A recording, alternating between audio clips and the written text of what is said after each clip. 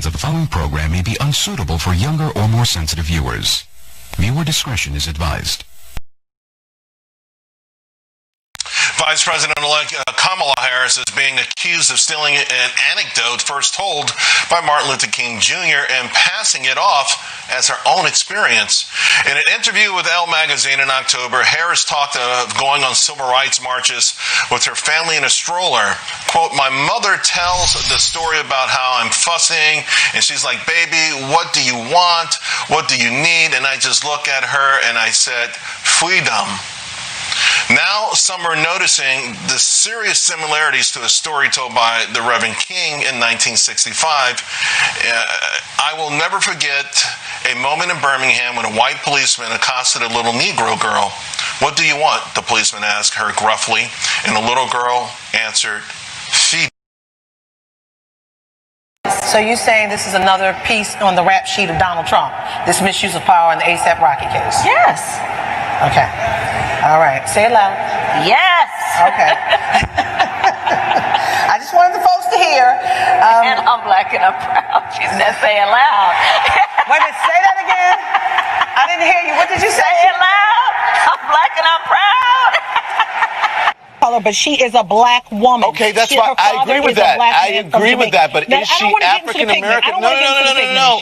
But is she African American? There's a difference. There's nothing wrong with that. No one is trying to take anything away from her. Let's go down into her lineage. I think you're falling into a trap of that. All she had to do was say, "I am black, but I'm not African American." That's it. Don, I think there's actually a trap. I'm not falling in. Let me finish. Hold on. I'm not falling into a trap by that. When she goes down her lineage, many Africans landed in Jamaica and all these other Caribbean islands, so she could indeed Jamaica's be not America. African American mixed with other races. But she is Jamaica's not America. But she is a black woman. She was Jamaica born did not here. Come out of Jim Crow. Okay, well let's go into Ted Cruz. Ted Cruz was born in Canada. I'm not talking about Ted Cruz. This is not about Ted Cruz. You're changing the subject. But you know what? We cannot. It was hypocrisy. I'm not changing the subject. Yes, you are changing the subject. She's a black woman. I don't know what you want. Cruz. Okay. Can I just say something here? But she is a black woman. Okay, that's why I agree with that. I agree with that. But is she African American? No. But is she African American? There's a difference. There's nothing wrong with that. No one is trying to take anything away from her. Let's go down into her lineage. I think you're falling into a trap of that. All she had to do was say, "I am black, but I'm not African American." That's it. Don, I think there's actually a trap. I'm not falling in. Let me finish. Hold on. I'm not falling into a trap by that. When she goes down her lineage, many Africans landed in Jamaica and all these other Caribbean islands, so she could indeed Jamaica's be not America. African American mixed with other races. But she is Jamaica's not America. But she is a black woman. She was Jamaica born did not here. Come out of Jim Crow. Okay, well let's go into Ted Cruz. Ted Cruz was born in Canada. I'm not talking about Ted Cruz. This is not about Ted Cruz. You're changing the subject. But you know what? We cannot. It was hypocrisy. I'm not changing the subject. Yes, you are changing the subject. She's a black woman. I don't know what you want. Cruz. Okay. No. What are you? I'm black and beautiful. What is your nationality? My nationality is Afro-American. Suppose I had some money in my pocket. Suppose I gave you $1 to say that you're an American Negro. This is money now. Money talks. Money talks. This dollar. And if you don't say it, you don't get it. You're an American Negro, aren't you? No. You won't have any money. You know you need money, don't you? Yes. You need money to live, don't you? Yes. All right. All you have to say, Leon, is that you're an American Negro, aren't you?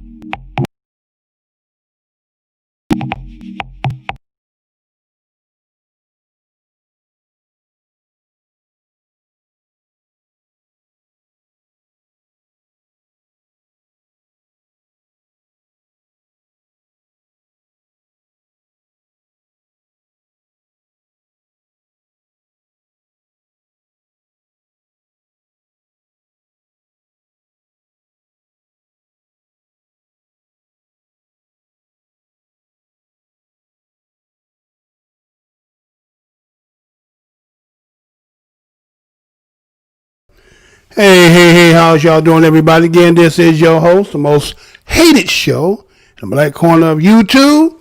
It's your host, Mr. Blow Your Minds, and welcome to a 2021 show.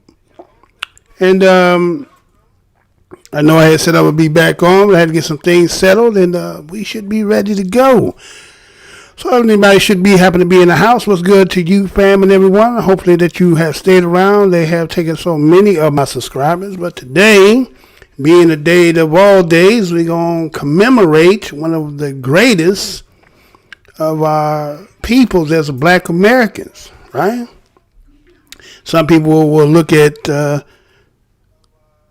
split it as to how they look at it when they talk about Martin King and what he stood for.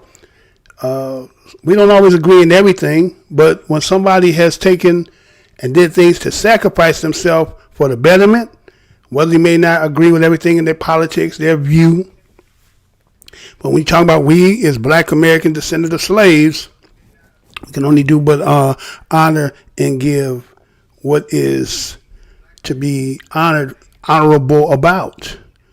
So let me go ahead and let's get in this a little bit right here. So we know, go ahead and put that up there for the screen for me, sir. Right, so we see on the screen there, that is Martin Luther King Jr., right? Was born as Michael King Jr., January 15, but today being the national official holiday or commemorate or Memorial Day. He was born January 15, 1929, was assassinated on April 4th of 1968, was known for being an American Baptist minister and an activist. Became a most visible spokesperson and leader as known as the Civil Rights Movement. From 1955 until the time of his assassination, his demise of April 4th of 1968. What they say is King is best known for advancing civil rights through nonviolence and civil disobedience.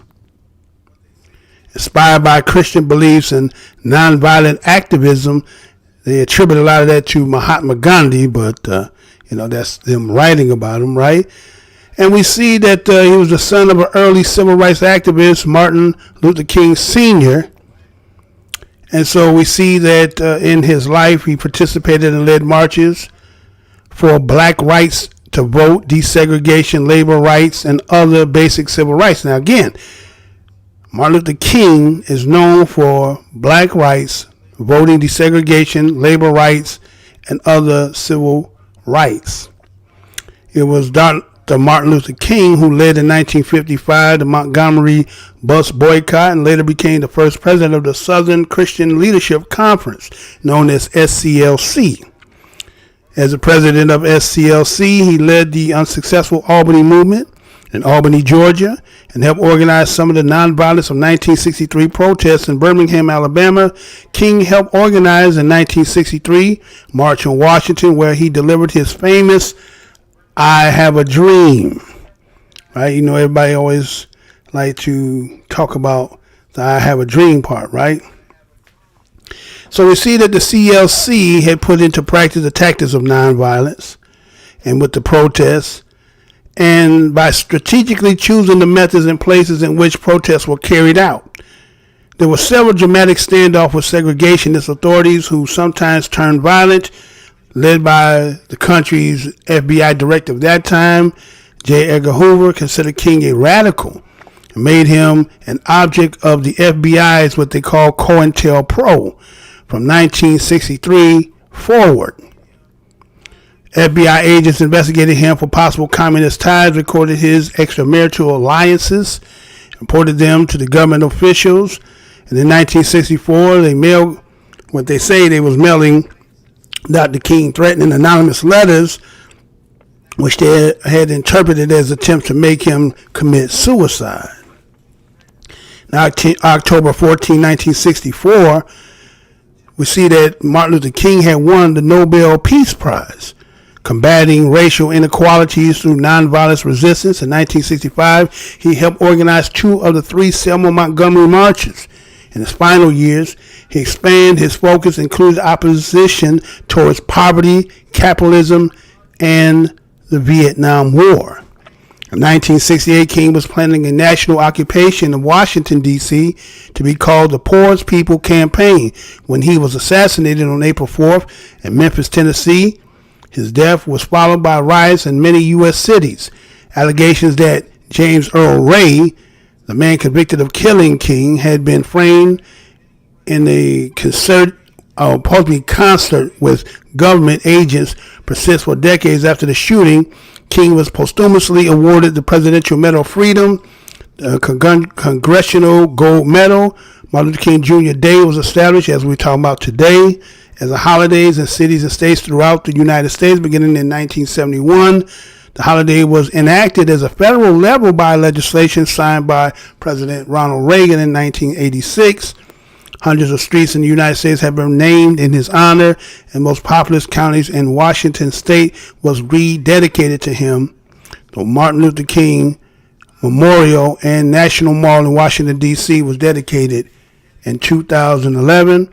And as Black Minds News, we give our honor for our ancestor, Martin Luther King.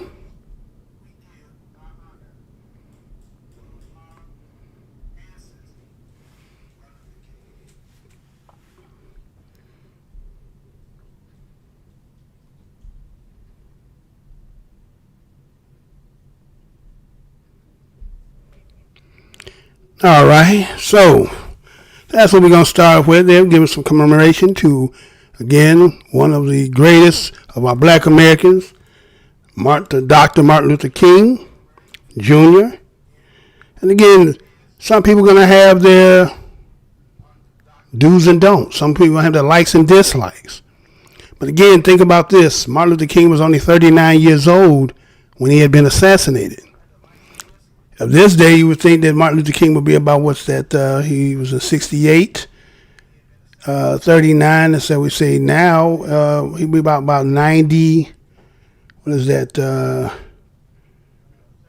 so he'd be about 91 years old, right? So just imagine if he could have lived from 39 as still a young man, still developing and learning and maturing and understanding the world. It just goes to show you how much of a threat an individual can be when they're young and got their head on tight. And we can see that how they can be a threat to certain people because how you can, galvanize and get people together. So let me show you why on this day that I did decide to come to get in. As again, today being the national holiday for Martin Luther King, and then we had seen the story they had talked about earlier, maybe a week or so ago, when they talked about that, as you've seen in the beginning, if you've seen in the beginning. So let me show you the thumbnail. This might have got you over here. So it's the plagiarizing tool called Fweedom. Let me say that again. Today's topic is going to be about the plagiarizing tool called Fweedom, right? Fweedom. Right? We heard that. We seen, for those who might have seen people who covered that and talked about it, right? Plagiarizing. What do you mean by that, Mr. Bloody Man? What do you mean when you talk about this plagiarizing, man? Yeah, what do you mean? Well, when you talk about plagiarize, you mean like a pirate, to be a thief, to rob, steal, pilfer, purloin, to rip off, to borrow, appropriate, usurp, make use of, help oneself to, pass off as one's own, forge, counterfeit, man-stealing, kidnapping, right? So when somebody says somebody's plagiarizing something, that's not looked upon in a good light. That's looked upon in a way that you're doing something maybe nefarious, right? You might be doing something undermining, maybe for your own reasoning you have why you do what you do. Right? You may do it the reason why you do what you do, but that don't necessarily mean that it was in good taste. Or are you undermining? Because we're going to have to look at this plagiarizing part. When somebody plagiarizes, we as Black Americans in this country, is it a good thing? It's okay to look at somebody and want to, I'm not even going to say idolize. I'm not going to say idolize. Well, you can look at people and you can admire, glean from them. But to try to siphon and take it and make it personally of your own without acknowledging them, or, you know, when you do get caught, at least admit it, right? Well, we're going to do some of that as I get into this show here. So as you've seen in the beginning, if you was here in the beginning, where, again, there was the story that came out with Kamala Harris. And Kamala Harris had said some things. And let me play it one more again, just in case some of y'all might have been late to class. You know what I'm saying? I ain't looking out there, so I don't know. But just in case, we'll play that one more again, just in case you did not see that part.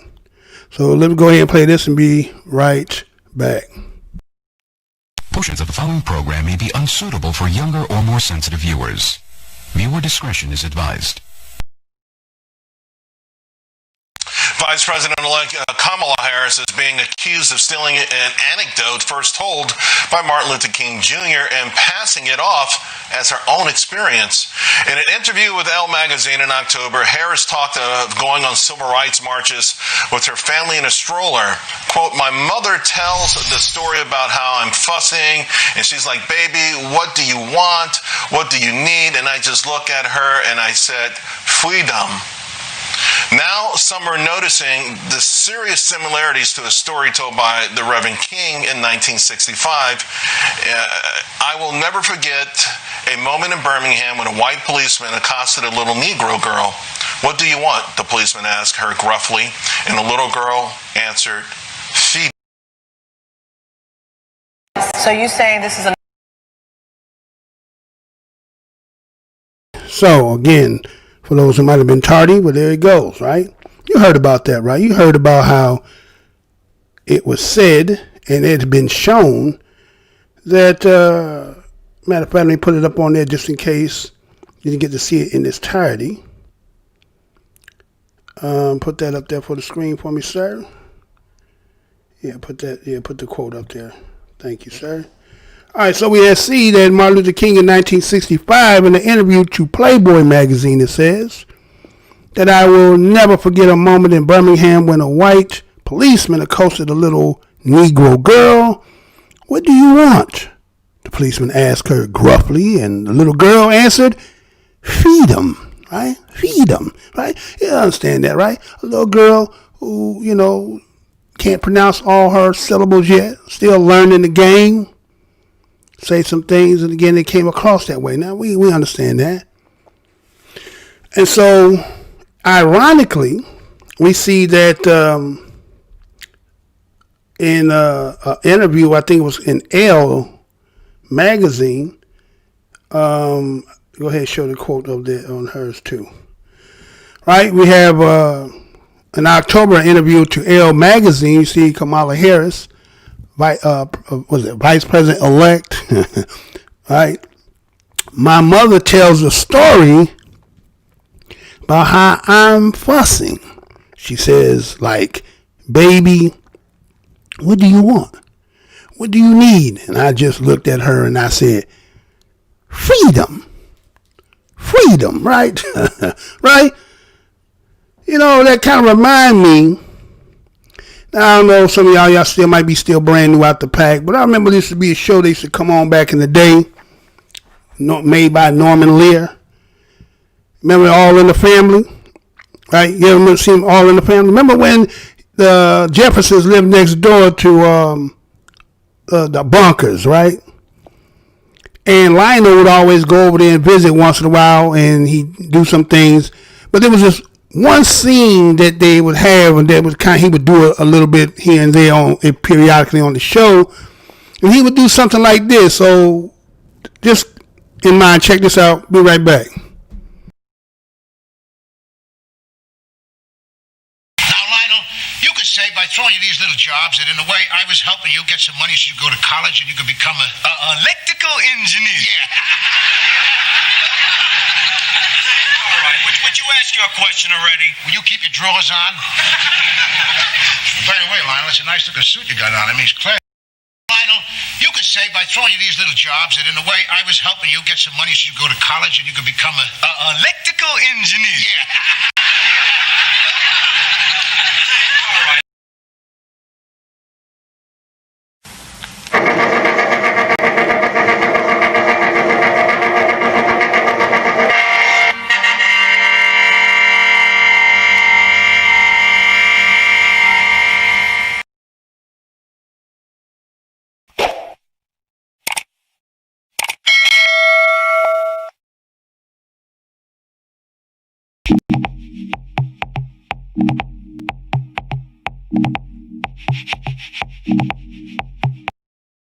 All right, so we back, right? So, electrical engineer, right? That's kind of funny, you know. People would kind of mock when we said things, and again, you know, been around, and again, a lot of our people are so programmed these days. You have our people who look black, blue black, that speak the English vernacular with such Europeanness to the fact that you can't even tell when they on the phone. They be fooling people, right? They be like, Keisha, that's you talking like that? You know I'm at work. But anyway, right? So anyway, when your pronunciation, your articulation isn't to substandard par by those in opposition, and you tongue-tied, or you little heavy tongue, or you know what they say, mush mouth maybe, people make fun. So he said electrical, and he did that as a joke to them, and that would tickle Archie's bunker, right? It's kind of the same thing you see on that screen there, that Fweedom, right? Fweedom. Now the thing is, she said her mother tells this story, right? But you seen what King had said, right? King had said that was something that he actually was there and did. So in comparison, if you would think, if you didn't know this, if they didn't bust her out like that, you would assume that the story that, let's say, that King said, right? He had never forgot a mama in Birmingham with a little Negro girl, right? So somebody is trying to pass themselves off as a little Negro girl, right? We know that. Those of us that have been in this corner, we know that when that person came out and campaigned, and then now I heard, before I got onto the show tonight, I heard the news even said we're going to have a European president with a Asian. I'm like, oh, so now you're Asian. Oh, now you Asian now, right?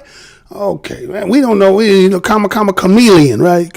comma, chameleon, right? You don't understand. But anyway, so this mother chameleon, right? So you flip-flopping, right? So is there any danger when somebody is using, again, I don't think black Americans is nothing to play with. I'm just keeping 100. As a black American descendant, I don't think it's nothing to play with. I know we have not taken it serious to the fact that then we're going to look at how everything is today. But, you know, for political advancements, fooling our people, right? And then they holding the bag and they don't get nothing out of it because they was on putting out their hopes and dreams upon somebody thinking that this person is actually like themselves and see the world like you and come from the same struggles you do, right? Or do they just play on you and do these things? Because it seems like, as I'm going to go on, I'm going to show about this plagiarism and plagiarizing. It's always beneficial except for the people who they plagiarizing off of. So King never forgot the moment, Negro girl, and there was a police officer. So when you look at the similarities of what his anecdote was, we see that Kamala says what she says, but she puts it on her mother. So her mother tells the story, right? Now this is a person, again, who's trying to put themselves off. You know, there's a term called, I think it's Z-Lig syndrome, I think it's called. I think I remember that. It's called Z-Lig syndrome. And it's the tendency to ingratiate oneself with the others by telling them each what they want to hear. Z-Lig syndrome, right? People who will tell you whatever they want to ingratiate you, to make you feel comfortable as if they down with you. Well, we've seen people out here, oh man, this is Sister Girl and HBCU and Sue and all that, right? Okay, well, time for the come, we're going to have to show what that's all about, because otherwise we're going to show how deep this plagiarism thing goes. And the people who seem to keep perpetuating this, right, how to keep doing it to us, and we kind of been idly sitting back hoping that somebody is going to come by with some kind of life preserver and save us. So let's look at this, right? There's a lot inside of that just on face value if you really look at it. Now, you may not also notice that there's something else she's also kind of grafting, or let's say plagiarizing too. Now, I know a lot of people may not be all into the Bible, but if you should know your Bible, right, you know that in Luke 2:41 through 52, right? Let's look at how this kind of matches up a little bit, right? Now, that is talking about the time when Jesus was a little. Okay, this is the only time in the Bible you hear about Jesus being a little boy, right? He was a little boy in there. This is the only time in the Bible where you see this, where Jesus is a young one, a child, right? And his parents had went to Jerusalem for a festival, right? Now, this festival is kind of like a march, right? Right? Kind of like the march, right? He's about 12 years old, right? Okay. And so the parents, now there's another part to this that I didn't put it in here. I should have put it in here. The entire story was that Kamala was a baby. I don't know what age she was, but accordingly, her mother and them was out at a protest. She was in a stroller. Now, pushing her in the stroller, somehow she falls out of the stroller. The parents and them supposedly all caught up into the hoopla of the march, not knowing the baby then fell out and left and kept on going. Then they realized after they got such a distance and realized, oh, where's Kamala at? And we come back, and this is the story you getting. She's fussing and so forth, right? But let me show you something. That's what happened in the Bible with Jesus. Huh? That's the same story that the 12-year-old, when you go look in Luke 2:41 through 52, you're going to see that Mary and Joseph took Jesus, right? Remember, they had fled. And then next time you hear, he's 12 years old. They go there to the festival. They leave to go back. They go long distance, and they get to realize that Jesus wasn't with them. So they had to go all the way back, and they find Jesus at the temple. Jesus tell them, and Mary's like, well, she kind of like, well, what happened? Why you know? Well, where you think I would be? In my Father's house? Huh? You know what I'm saying? So you see how this person here is taking things that don't belong, trying to fit in, and using Jesus with black Americans, because again, many people going to have their reason why they feel about Christianity and religion and so forth. So be it. I'm not going to knock you. I'm not going to tell you that what your research done showed you, what you have found through your research and what it done told you, and whether you believe this is real and that's not real. Okay, that's neither here nor there.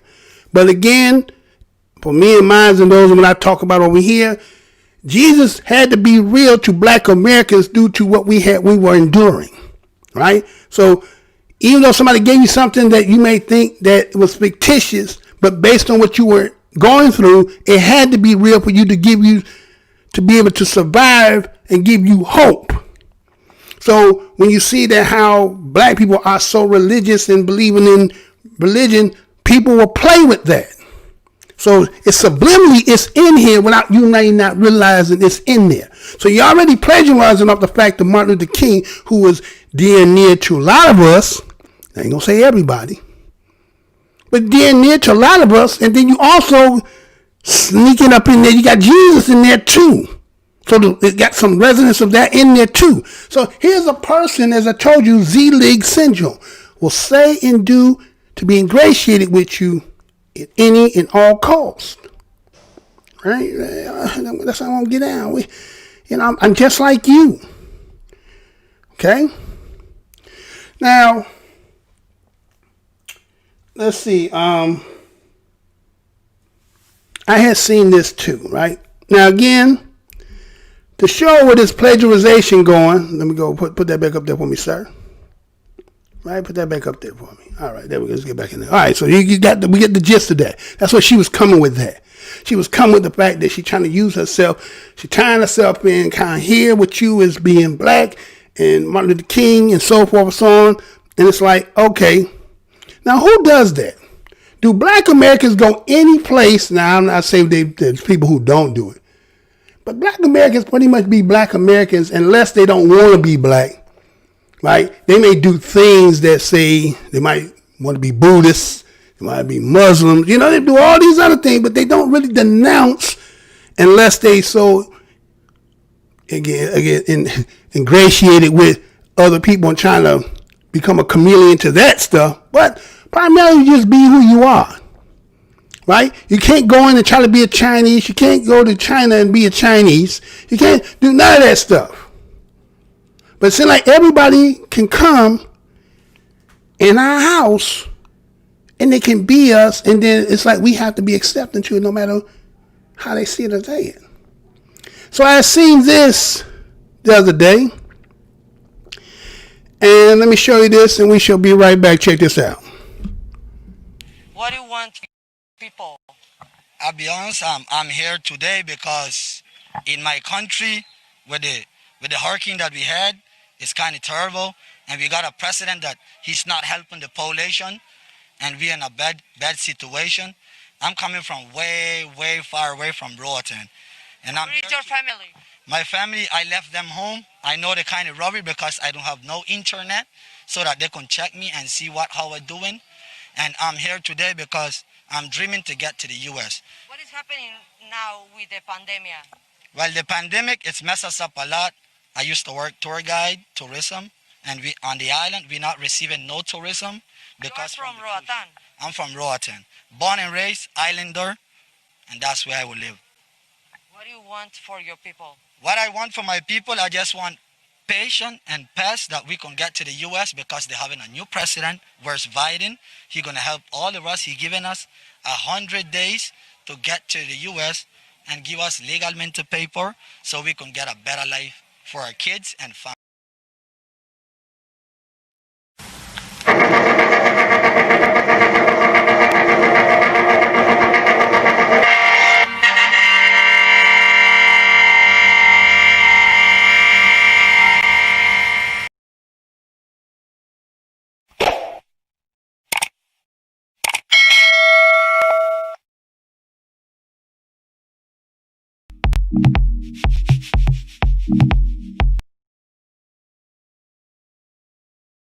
Back, right? Hopefully that y'all got to hear him. Maybe I play it one more again. Y'all need to hear that one more again. Maybe you need to hear that one more again.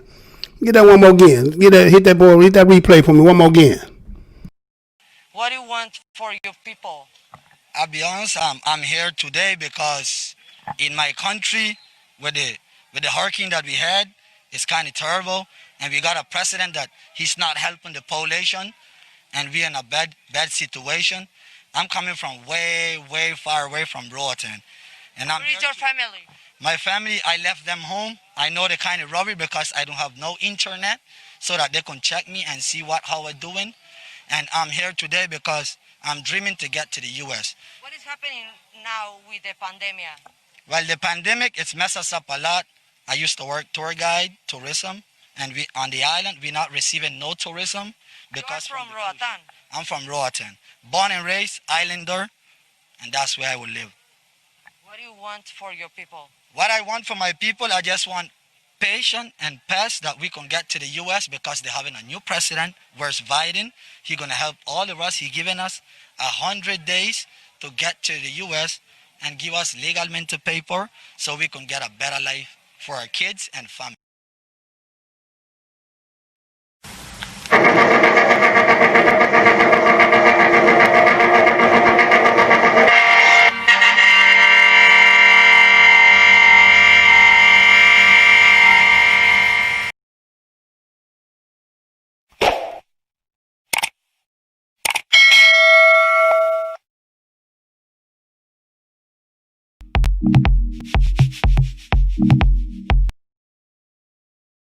All right, so we got a second shot of that one, right? Now, again, as a black American, as black people in general, and all around the globe, we are black, and we are, in some sense, Africans through lineage and time blood. So I'm not ever against black people, right? But I'm listening to what this brother here is saying, and I can understand and sympathize what he's talking about, but I'm still trying to figure this out. But we're going to go through this. Check this out. So, the woman who interviewed him is asking him, what do you want for your people? Now, wait a minute. You leaving from where you're coming from, and you're on your way going somewhere. What do you mean, what do you want for your people? You done left from where you came from, right? But she asked the question, right? And based on the circumstance, he said there was a hurricane. Now, we understand when we talk about how, we've been programmed about first world, second world, and third worlds, right? We understand how these so-called third worlds got to be third worlds. Nobody really get into the real crux of that. But here's a person who said that based on hurricane, the president of the country he's coming from is not being either fair or not distributing or helping the population of people, right? And that he is going to make this journey, leaving his family, can't have no way to get in contact with him, and his dreams is to get to the United States. He had a job, but based on the simple fact that tourists is dying because of COVID, right? That he wants to come here, get the pass, that there's been some kind of call that they got 100 days for everybody to get here so that they can get in, get their citizenship and everything, so they can bring their family and everything good. Now, if I see a person on the street homeless and you're hungry and I got some food to give you, I'll give it to you. You need $1, $2, $5, whatever, I got you, right? So we have to ask ourselves the question, what is it that make everybody think they come here? Where did that even come from? Is that plagiarization too? Did somebody plagiarize something and put it here, and then people taking that as that's the marquee on the United States, and that's like what this is the refuge for everybody? Maybe y'all you ever heard of what's called the Colossus? You ever heard that before? Never heard that before? Well, let me show y'all. Let me show you something here. You ever heard it said how that go? How it go? Let me show you, huh? Yeah. Give me your tired, your poor, your huddled masses yearning to breathe free, the wretched refuse of your teeming shores. Send these, the homeless templars tossed. To me, I'll lift my lamp beside the golden door. Huh? Let me say that again. Give me your tired, your poor, your huddled masses, yearning to breathe free, the wretched refuge of your teeming shores. Send these, the homeless templars tossed. To me, I'll lift my lamp beside the golden door. By Emma Lazarus, right? Called the Colossus. This mantra here that was supposedly put there at the Statue of Liberty seems to be the call out to all the nations around the world. When everything going wrong, this is where you come. Now, again, black Americans are the most forgiving, most open-hearted. We let everybody, look at us. Look what happened. Any and everybody can come here.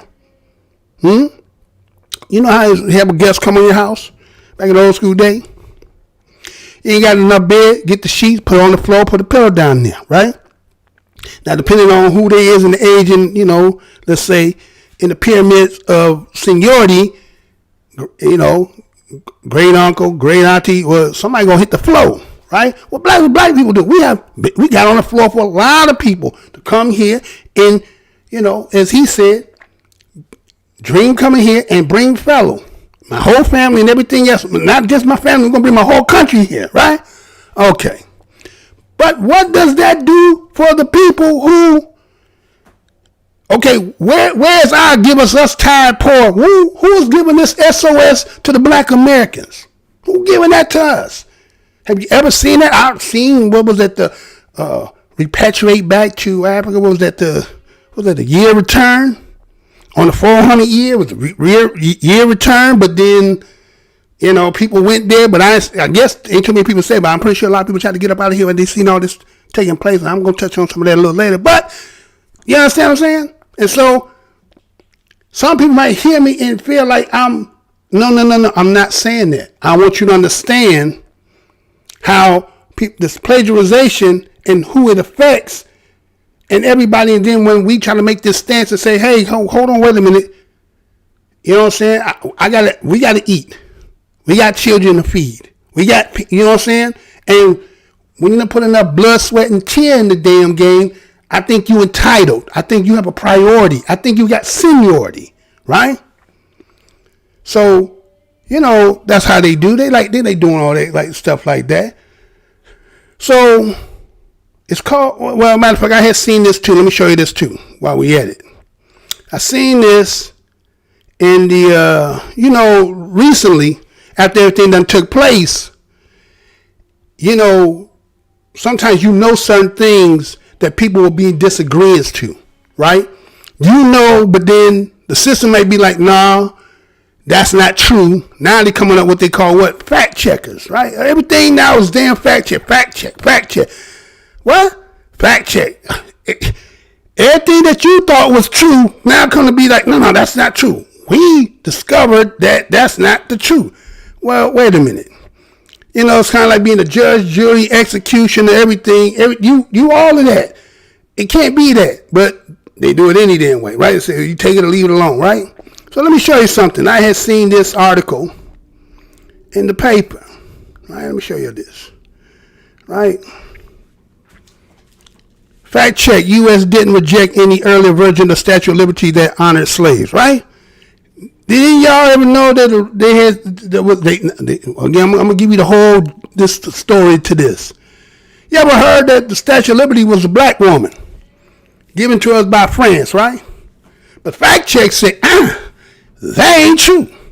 We said it ain't true. Okay, so let's look at what the fact checking people had said. Let me go ahead and give you some of this, right? So they had claimed, there's a claim. They said there's a claim out there, right? There's a claim by black folks that the United States rejected France's first gift of the Statue of Liberty, which was extended as a tribute to freedom of former black slaves and replaced with the statue that now graced New York's harbor. Okay, do I need to say that again, or did you get the first time? The claim: the United States rejected France's first gift of Statue of Liberty, which was extended as a tribute to freedom of former black slaves, which is we black American descendant slaves. Now, anybody who might be human, they may not be black American. This not is to disassociate you. It's not to separate you. This is just us. This is who we are. And it's like people got a problem with, and I always been black. I ain't just get woke. You understand? I ain't had to go sit up under no teacher. I'm always been black. You get what I'm saying? And so I'm just saying, I'm looking at things and I see how things are maneuvering and moving, and it's not like, wait a minute, everybody is getting, we ain't getting no elbow room. Everybody getting a place for themselves, and we fighting for elbow room. So anyway, so that is what has been said. This is the claim. They want to say that what we said, what been told to us, that ain't true. Now, accordingly, this had came that fact checkers seem to be going around on social media looking for stuff to try to say that's not true. So they found this on Facebook.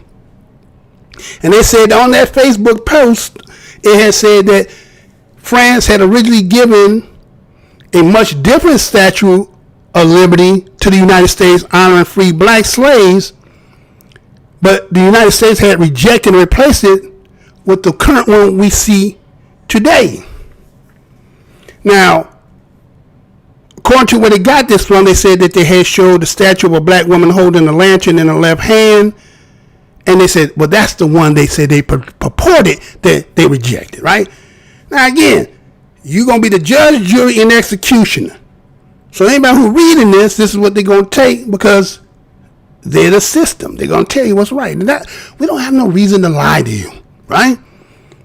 So they said, based on face of the claim, right, on his face, They already said that it was false. Wait a minute. You didn't even go through it yet. You already claimed it was false. Wait a minute. What are you talking about? So they said, well, let us tell you what we found. Okay, well, listen to what they said. Now they said France gave the United States only one statue. That's you see there now in New York. That's the one they always give. There was no other one. It's the only monument that the French had gave. Okay? Now, they say based on that post that there was two elements that was of their concern that they want to make sure that we want to make sure that you don't get the wrong idea. Now, we just heard that recently that, what's his name? Clyburn.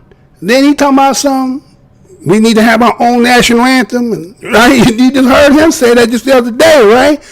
So, people going to fact check because, again, this country getting a little bit too much what it's supposed to be and who it's supposed to be about. And people getting upset. We're going to touch that. Go on ahead. Moving on.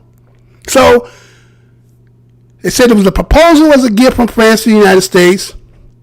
And they said it was made by a man named, I think his name was Edouard de. Now, check this out. It said, I say La Boule, right? La Boule. I don't know if he's real or not, but Laboulaye,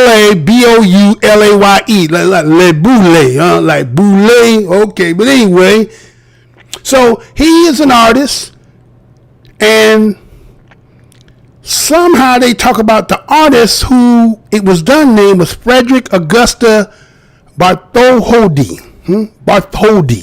Bartholdi, right? So they went and got this author from a book named Edward Brinson, and he said about the Statue of Liberty that this Bartholdi, the concept that when he created, it came from a gigantic female feline or Arab peasant that turned into a colossal goddess. Let me say that again. They went and got some author that they're going to use to validate what they're saying, named Edward Brinson. He wrote a book called The Statue of Liberty about the transatlantic story. And Bartholdi, again, who was going to be the one who was the artist that's creating it, he said the concept that where he got that from, it morphed a gigantic female fila and an Arab peasant. Now, again, fila. You got to know what a fila is. You know what an Arab is. Right? So for fila, it's like falasha. I remember some years back I had got a video out the library and it was called the falashas. Right? And the falashas, we were returning them and taking them back over to Israel. Right? Flying them back in. Right? A lot of falashas and fellahins, they look like black Americans when you really look at them. But you ain't nobody going to never say that. But when you look at them, they look like black Americans. Now, the Arabs, again, we're talking about what period of time of history. Because originally, if we go back to the origin, when we take it to the history, they going to be who they is. But then, you got some migration and people coming in. And then it becomes about religion and so forth. And then mixing in, and people look how they look today. They want to say they're the original people. Damn well they not. But anyway, moving on. So they said the original concept was developed in 1869, right? The original concept of making the Statue of Liberty, or the concept of him going to create this. And he was going to make this torch-bearing woman and put it in the southern end of the Suez Canal. Now, the Suez Canal ain't always been there, right? Suez Canal ain't always been there. The Suez Canal came when they want to sever, right, Asia from Africa, and they're trying to make that part what they call Israel not be a part of Africa. You get what I'm saying? That's what that Suez is there to make this slice in the land. Okay? So they talk about how this Ismaili Pashas and the Egypt Western Nile rulers, right? This is where he's going to go study the art of Colossus, and he's going to refine the concept of, now they say refining the concept of the Roman goddess Libertas, right? Now wait a minute, refining means you touching up, meaning, right? In the case when we talk about the other folks, when they talk about redacting, they like if you got some old Egypt, they always make sure we contain no damn pictures in the Going to Egypt, right? You can never take no picture, but there's some people who got some, right?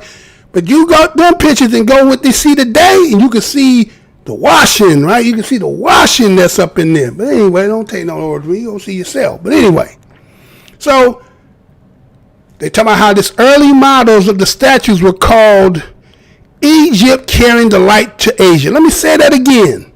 The early models of the statues were called Egypt carrying the light to Asia.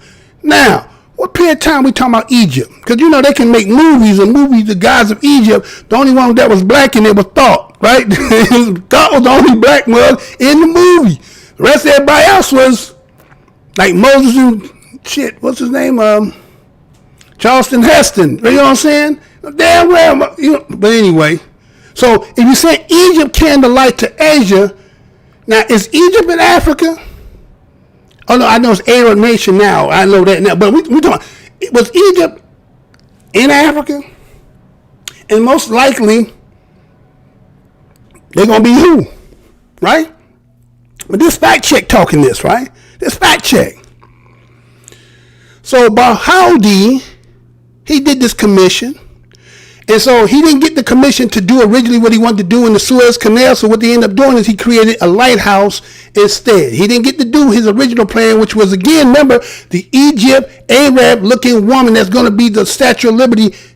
They squashed that because obviously they didn't want that there either, right? They didn't want that there either, but okay, fine. So this Branson, who's still writing his book as a historian, he says now this is what they going to go. This is fact checking going to get what they saying, right? They say he found series of sketches and clay models done between 1870 and 1871. Okay? He said the original figures of an Egyptian woman became Roman and Greek. Let me say that again. Just fact check. The original figure of the Egyptian woman became Roman and Greek. Now, what does that mean? What does that mean? Does that just mean, okay, when you say Egyptian and became, how do you make an Egyptian become Roman and Greek? Do the Egyptian and Roman and Greek look the same? Or do you have to deface, erase, lighten? You get what I'm saying? So it originated as an Egyptian woman that somehow it grafted down and became a Roman Greek. And so, according to the original models that he was talking about when he did this, one of the models showed a broken chain at the woman's foot, right? And a lot of people know that when you that Statue of Liberty, you see that broken chain down at that foot down there. And they say that was originally where the black woman was tied, but then, as I go on, I'm going to tell you more about that. But anyway, and then there was another chain that was on the left hand. Now, they said this chain shows only that the broken chain at the feet. So what they going to say is the only change that ever happened was just changing the change off the feet. There was no black woman. There was none, right? Now, Laboulaye, he proposed this great monument as a gift to France, the United States. They say during the time of the victory of the Confederacy, when the Confederacy, when the South lost to, right? So then they end up creating a French anti-slavery society founded in 1865, and Laboulaye, supposedly is a supporter of Abraham Lincoln. Now they say that this 155-foot tall statue officially was called the Liberty Enlightening the World was completed. Now, this is 1865. Now, think about that. If somebody is talking about they giving something as into about liberty and about he's a pro Abraham Lincoln and it's about somebody with a being out of bondage and free, why would we think that would be a white woman? Why would it be a white woman? Why would it be a white woman up there? Right? Okay, but anyway, let's move on. Okay? So they saying that this Liberty Enlightening of the World, which officially was called, it represents democracy, symbolizes American independence, and the end of all types of servitude and oppression. Let me say that again. This 155-foot tall statue called Liberty Enlightening World represented democracy, civilized American independence, and the end of all types of servitude and oppression. That's still going on today? Is that plagiarizing? You took it what it originally meant and put it and made it something else. So you took something that was originally there, and now it's somebody else, and now you got some whole different thing. But listen to us, I'll tell you more. Now, according to this broken shackle chain that lied at the statue's right foot, it disappeared beneath under the draperies, only to reappear in the front of the left foot. The broken shackle, they say, is a powerful image and not yet a reality for African Americans, black Americans in 1886. Yet, it already was 1865, but yet we still going through everything like 1865 didn't even happen, right? So now they want to say, well, because they were still going through things. So the Statue of Liberty was not really for them. I mean, it seemed like it would have been, but that's not what. Oh, so he was supporting of Abraham Lincoln, making a Liberty statue for some people who are supposed to be representing about freedom, but it ain't them people. All right. Let's take that break. We'll be right back. We'll take that break.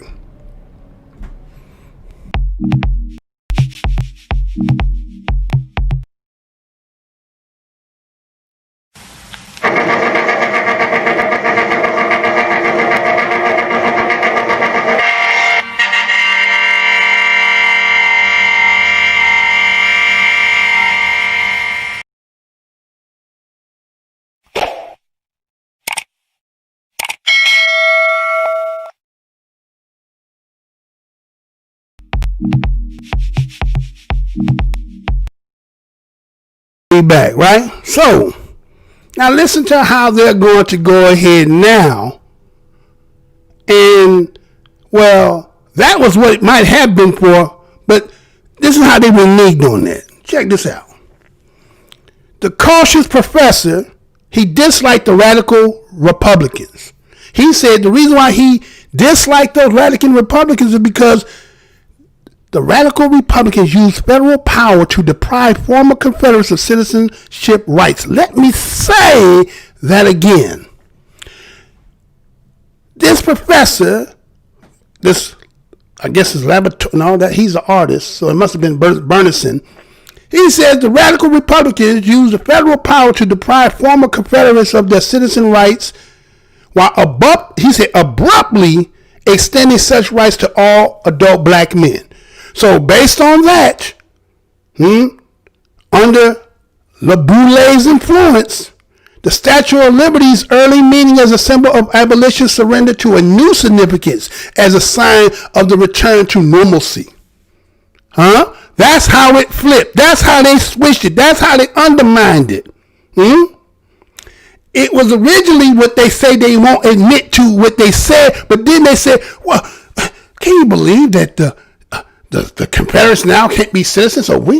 So then if that was okay, so if it wasn't for them not doing that to the Confederates, as they say, right, not allowing them to have citizen rights and then going to extend it to black people, if you didn't have that, then what was the statue made for in the first damn place? You see what I'm saying? But this fact check, right? Now this fact check talking this, right? All right, anyway, we'll move on. So all right, so they said to change the meaning of it based on this, and then they tell you that the significance as the sign of the return of normalcy to American Republican continuity or continuity since 1776, the restraining authority to this Constitution, right? So now they said the inscription that you see down at the bottom of the Statue of Liberty, you go down there, now you see, say, 1776. Oh, they took it back to independence. But I thought you said originally it wasn't about those black people and the slaves that was given it to. Then why you had to go back and revert it and put it back to 1776? But when originally you was giving it to until you found out, oh, wait a minute, you're doing something wrong to the other people. Like it's like in this country, like the people who lost seem to be getting a lot of things because why? Because you still ain't do us right, right? And that's what the problem is to this day. It's all based on all this stuff here. I'm going to get in there. We don't get there. We don't touch that. We don't get there, right? So Now, when they said regarding this issue of black statues of liberty, they went to this Park Service Commission report that they said they released this back in 2000. And it was by Dr. Rebecca M. Joseph. And according to their findings, they want to say that the NPS, the points appearance in this website, does not imply endorsement by them. So they're not really. So we're not going to really endorse this. But this is what our findings came to be. Now, right there, they're letting you know already what you about to hear. That's what they said. That's not what we're going to say it is. Okay. Now, was the statue once a black woman? Okay. Now, this is what their reports had described and what they found. They said, well, it seemed to be a legend. Okay, that's a legend. Now, the idea for the statue was conceived at a dinner party of La Boule home in Versailles in 1865. Now, they say, according to what they said is, the idea for the statue, he was sitting at a dinner party and had this conversation, and it was after Lincoln was assassinated. Okay? Now, they said in this report, they said that the traceable to this 1885 fundraising pamphlet written by Bartholdi after La Boule's death. So somehow they found a pamphlet that mentions something about this. This is the only thing that they found. And say Bartholdi was largely a political adept, his self-presentation to advance in his career as an artist. So he would do whatever it takes to advance himself. Okay, all right, fine. Bartholdi denied any links between the final Liberty statue and his work for the Suez Monument. Of course he's not. You just told on him. You say he's political, right? He ain't going to go against the grain. Right, we seeing that right now. We done seen this in this whole process here. Nobody finna go against the grain. You done seen Supreme Court say, we ain't seen nothing. You done seen nothing. We ain't seen that, right? So we know how that go. We know how that go, right? Man, y'all telling me we ain't brand new. We ain't born yesterday. So he goes on and said the statue's design evolved from an earlier concept proposed for a colossal monument in Egypt. Now again, originally when he was going to do this was to make it in Egypt, okay, and use the drawing of the Egyptian woman as a model. Now wait a minute. Now we know that you keep misconstruing or misrepresenting. Like, okay, you got to be aliens that build all the shit in the pyramid, right? Aliens, they know them niggas didn't know shit like that. Niggas didn't do no shit like that. That's aliens built that shit. So the model must have been at least alien type, right? Or because other than that, it's gonna be either Arabian. We know the British gonna come in a little later when we talk about the Suez Canal, but it ain't infiltrated like that yet. Now you did during the Ptolemaic dynasty. It was in there for all them hundreds of years and then slowly reverted back. But y'all got up out of there. So again, you want to use this Egyptian to try to make it seem like it may not be the Egyptian way you look at it. It's like the one again, the gods of Egypt. They're gonna look like them type of Egyptians, right? That's what they want to sell you with. So it goes on and says that the design for the Statue of Liberty is consistent with the contemporary depiction of liberty. Now, what do you mean by that? Now, what they're trying to say is, anytime when they make these liberty statuettes, it's always in representation of a woman. So, okay, yes, they're consistent. They're going to be a damn woman. Where else is it going to be? That's what when you do it, it's always looking like a damn woman. So that ain't making nothing false yet. That still ain't taking it away, but that's what they said, right? Now, they said the difference from the sculptures representing free American slaves and Civil War soldiers. Now they threw in Civil War soldiers. What did that got to do with that? See? People will take what they know rightfully belongs to us and not want to give it to us and try to slide it, taint it, dilute it to take it off as original so it does not empower us, right? So now you want to talk about everything else. Now you're talking about Civil War. So what does that got to do with the Statue of Liberty? Nothing. So when it goes on in the report talking about how Bartholdi changed a broken shackle, the chains in the statue left hand to the tablet inscribed to July 4th, 1776. Okay? And they said there's no evidence that Bartholdi originally designed was perceived by white American supporters or the United States government as representing a black woman, the change on those grounds. Well, again, they said, according to this election, was no fraud, right? Now, it depends on what position you holding. If you for Biden, you're right. There was no. But if you for Trump, they think there was, right? So who lying? Somebody lying. Somebody tell the truth. Some people say they see something. Now, you seen videos. You done seen people come back. You okay? But they say no. Ain't no proof. So ain't no proof. So they don't mean it don't exist, right? And we know we good about that here, right? So they said the reports go on and said that the statue was associated with the Civil War. See, then I changed it now. Now it's about the Civil War. It wasn't about the freedom. Okay, yeah, it was about the Civil War. But what was the Civil War about, at least what you teach in this country? What is it about? Don't you tell everybody that the Civil War was about freeing the slaves? Well, we know that's a damn lie. But you know, that's what they told us, right? They told us, hey, you're freeing the damn slaves. No, damn well that wasn't what the hell y'all was doing this shit for. But that's what y'all going to say. See, that's what that, you know, the plagiarism. You say one thing. But anyway. Okay. But anyway.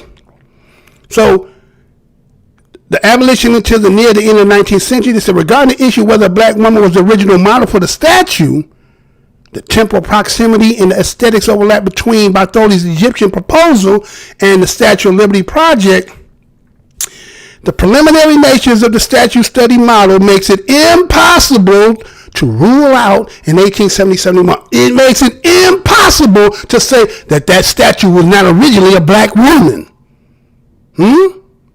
Liberty model that has designed originally in Bartholdi's drawing of black Egyptian woman in 1856 probably was a black woman. Now they said, based on the evidence, the connection is coincidental to the development of the Statue of Liberty under Le Boulé's personage, we found no collaboration evidence that Edward Le Boulé or Austin Bartholdi intended to depict Liberty as a black woman. Yeah, wait a minute. His original designs and models of what he had that he was going to make this colossal with started off with an Egyptian-looking woman, but when they were going to put it in the Suez Canal, remember talking about the Egypt going to the light of Asia? They said, nah, we ain't going to put that. You just go ahead and make that damn port. Don't put that shit up there. Then, when you get here to go to France and when they send it back here, now all of a sudden everybody said, no, that ain't no. They only sent us one. Yes, they only sent you one. You know how big that was, 155? You can't bring two and take one back. So who was there? You said no evidence is to be found to say, guess what? That somebody rejected it. So that's just a myth because we said it's a myth. But the story tell you, fact checker, that guess what? She was black. You know she was black. But you won't admit that she was black. Because it does so. It's funny how, you know, the most loyal is to this land, because it's really our land. I don't give a fuck with nobody. It's really our land, right? But it's funny how other people seem to be having they're going crazy, huh? And the end this is, they rate this claim false, not supported by our research. That's fact checker. But you're told in this damn story that it was black, but because you won't support the evidence and nothing, so it can't be black. See? So that's what I'm saying. When we got to do our own research, because don't take every time they say fact checking means it to be true. It don't mean it is true. It just means that's what they say they want it to be. So they plagiarized the story, then stole the story, then robbed the story so that they don't give any power to you. So again, going back to the brother that was in the immigrant, talking about 100 days to get here, to come here and everybody to get here. Really? About the damn people that's already here. What about the black people who built it? See? You know one thing black Americans won't do? You know how everybody want to put us in this damn light to make us like we the worst damn people in the damn country? Or we the damn robbers, the burglars, we the welfare recipients, all that, right? We all that. But boy, I bet you can't find us doing what they did. I bet you can't find that clip. We'll wait on that one. I bet you know why you won't see that? Because we the one built it. Huh? We built it. Why we gonna tear it down when we built it? We had blood, sweat, tear, and equity in that. We ain't gonna do that. But see, that's people who don't put no work in there. You do everything you need to do, right? To because it's your country, right? That's what you say. It's your country. Okay, fine. So moving on with this plagiarization thing, right? Because we got to see how dangerous this plagiarization thing is. As we talk about with Kamala Harris, right? Let me show you. Can I go there? Yeah. Matter of fact, just in case you don't really understand as to say plagiarization and what I'm saying about with the liberty, remember they said it was about the Civil War, right? Well, let me show you something right there. Check this out and I'll be right back. Check this out. January 1863, President Abraham Lincoln signed the Emancipation Proclamation, an executive order that proclaimed the freedom of enslaved African Americans instated from the Union. Over 2 years later, the Civil War was ended, and by December of 1865, the 13th Amendment to the U.S. Constitution was ratified, abolishing slavery in the United States. Each of these steps helped nearly 4 million former slaves gain their freedom. These African Americans faced a long, difficult road to independence, and for many, it was a challenge even to find shelter and work. One of the first steps President Lincoln took to help them was urging Congress to establish the Bureau of Refugees, Freedmen, and Abandoned Lands, more commonly known as the Freedmen's Bureau, in March of 1865. The Bureau helped former slaves secure jobs by drawing up labor contracts and providing temporary housing, food, and medical care. It was also tasked with reuniting families that were separated during the Civil War. The Freedmen's Bureau legalized marriages and kept detailed records that are housed in the National Archives to this day. But perhaps its greatest achievement was in education. The Freedmen's Bureau established thousands of freedmen's schools in the South, increasing black literacy to above 30%. It also built several colleges that are known today as historically black colleges and universities, like Fisk University in Tennessee and Howard University in Washington, D.C., granting more than 1,000 college degrees to African Americans by 1872. The Freedmen's Bureau's accomplishments did not come easy. Its efforts were not supported by the majority of white Southerners, and many white Northerners were ambivalent toward its goals. After President Lincoln was assassinated, Vice President Johnson took his place. As a Southerner, Johnson had little sympathy for the former slaves. He quickly cut funding to the already unpopular program. At the same time, white people that worked for the Freedmen's Bureau often had to deal with ridicule. Even so, many Bureau workers stayed in the South, helping the Reconstruction effort by getting involved in politics, renting homes, and rebuilding their own lives and the economy as well. While the lack of funding contributed to the disbandment of the Freedmen's Bureau in 1872, its influence is noteworthy. For many African Americans, the services of the Freedmen's Bureau were a vital source of support as they created new lives and sought to claim their new freedoms.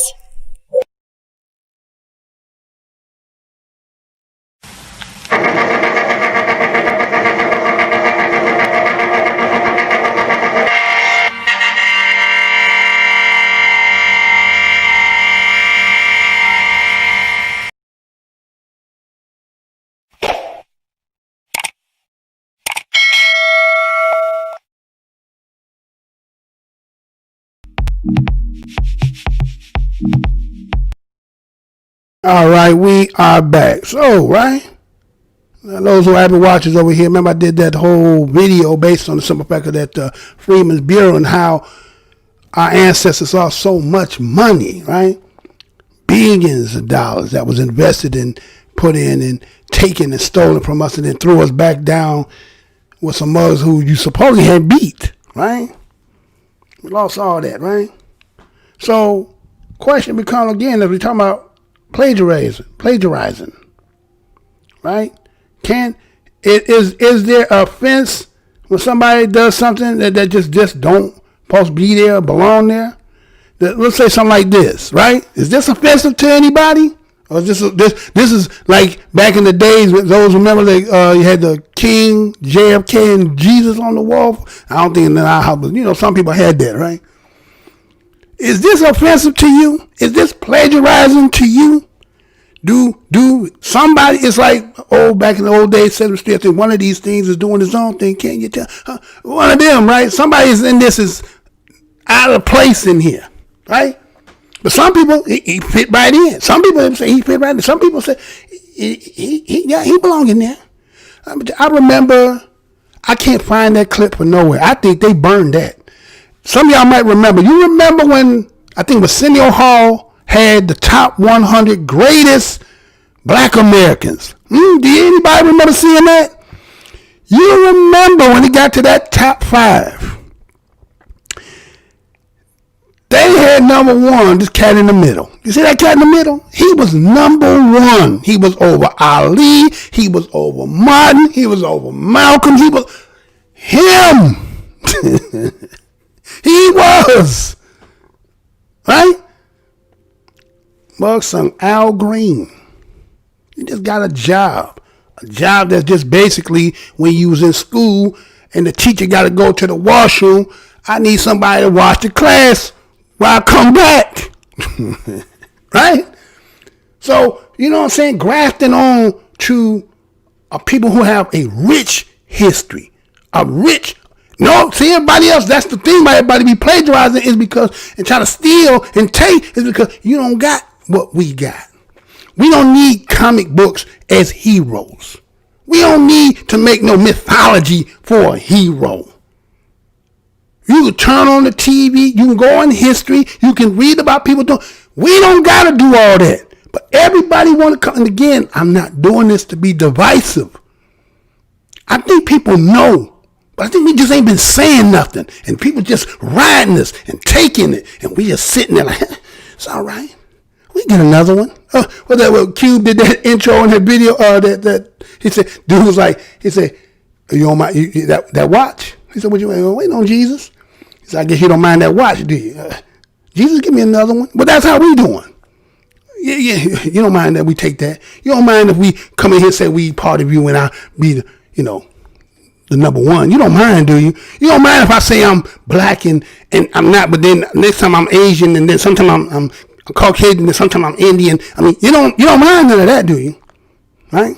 You don't mind none of that. So this may be offensive to some people. Some people, this is okay. This is a Mount Rushmore. But tell me the achievements. They was 39. Was Malcolm 40? Or both of them was 39 when they died? Compared to that, what? How dare you? That's blasphemous. Blasphemous. Huh? It's blasphemous. Some people don't know. But the problem is, there is something between, right? Let's look at something, because both of them got something. Well, let's put it this way. You might have heard what Martin had said. It was an old clip when he talked about how the black Americans is in the land, when he was talking about how he broke down how the grant money and how it was given and for certain people and how they got it, right? And then the black man is in the land as his own land, right? Okay. But you gotta ask yourself, how did we get out of the mindset that this was our land? How did that happen? Everybody want to tell African. Again, we don't disown Africans, or not. We're not African lineage. We don't disown that. But you can't tell people 500 years that I'm like the mother who came here that I see today. I'm 500 years removed to get to him. Not just because I can see him and touch him don't mean that he cuzzo. Now okay, what did you find when you did that DNA test? You found out the landmass that your people might have been in, but did you ever find out the last name you come from? You can't find that, can you? You can't find that part. Oh, they tell you, you from Nigeria, but you can't get the family.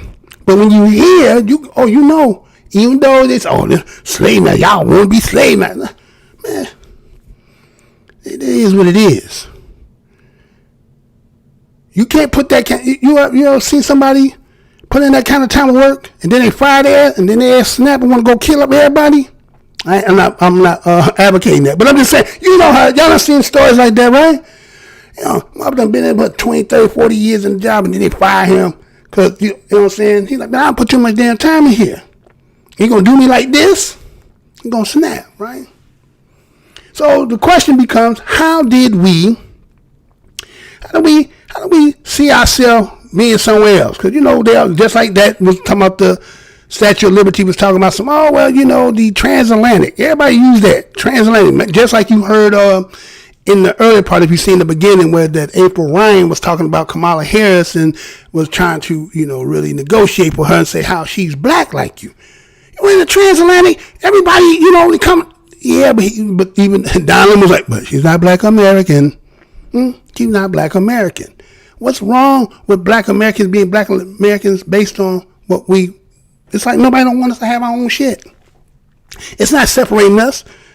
Our people put in this.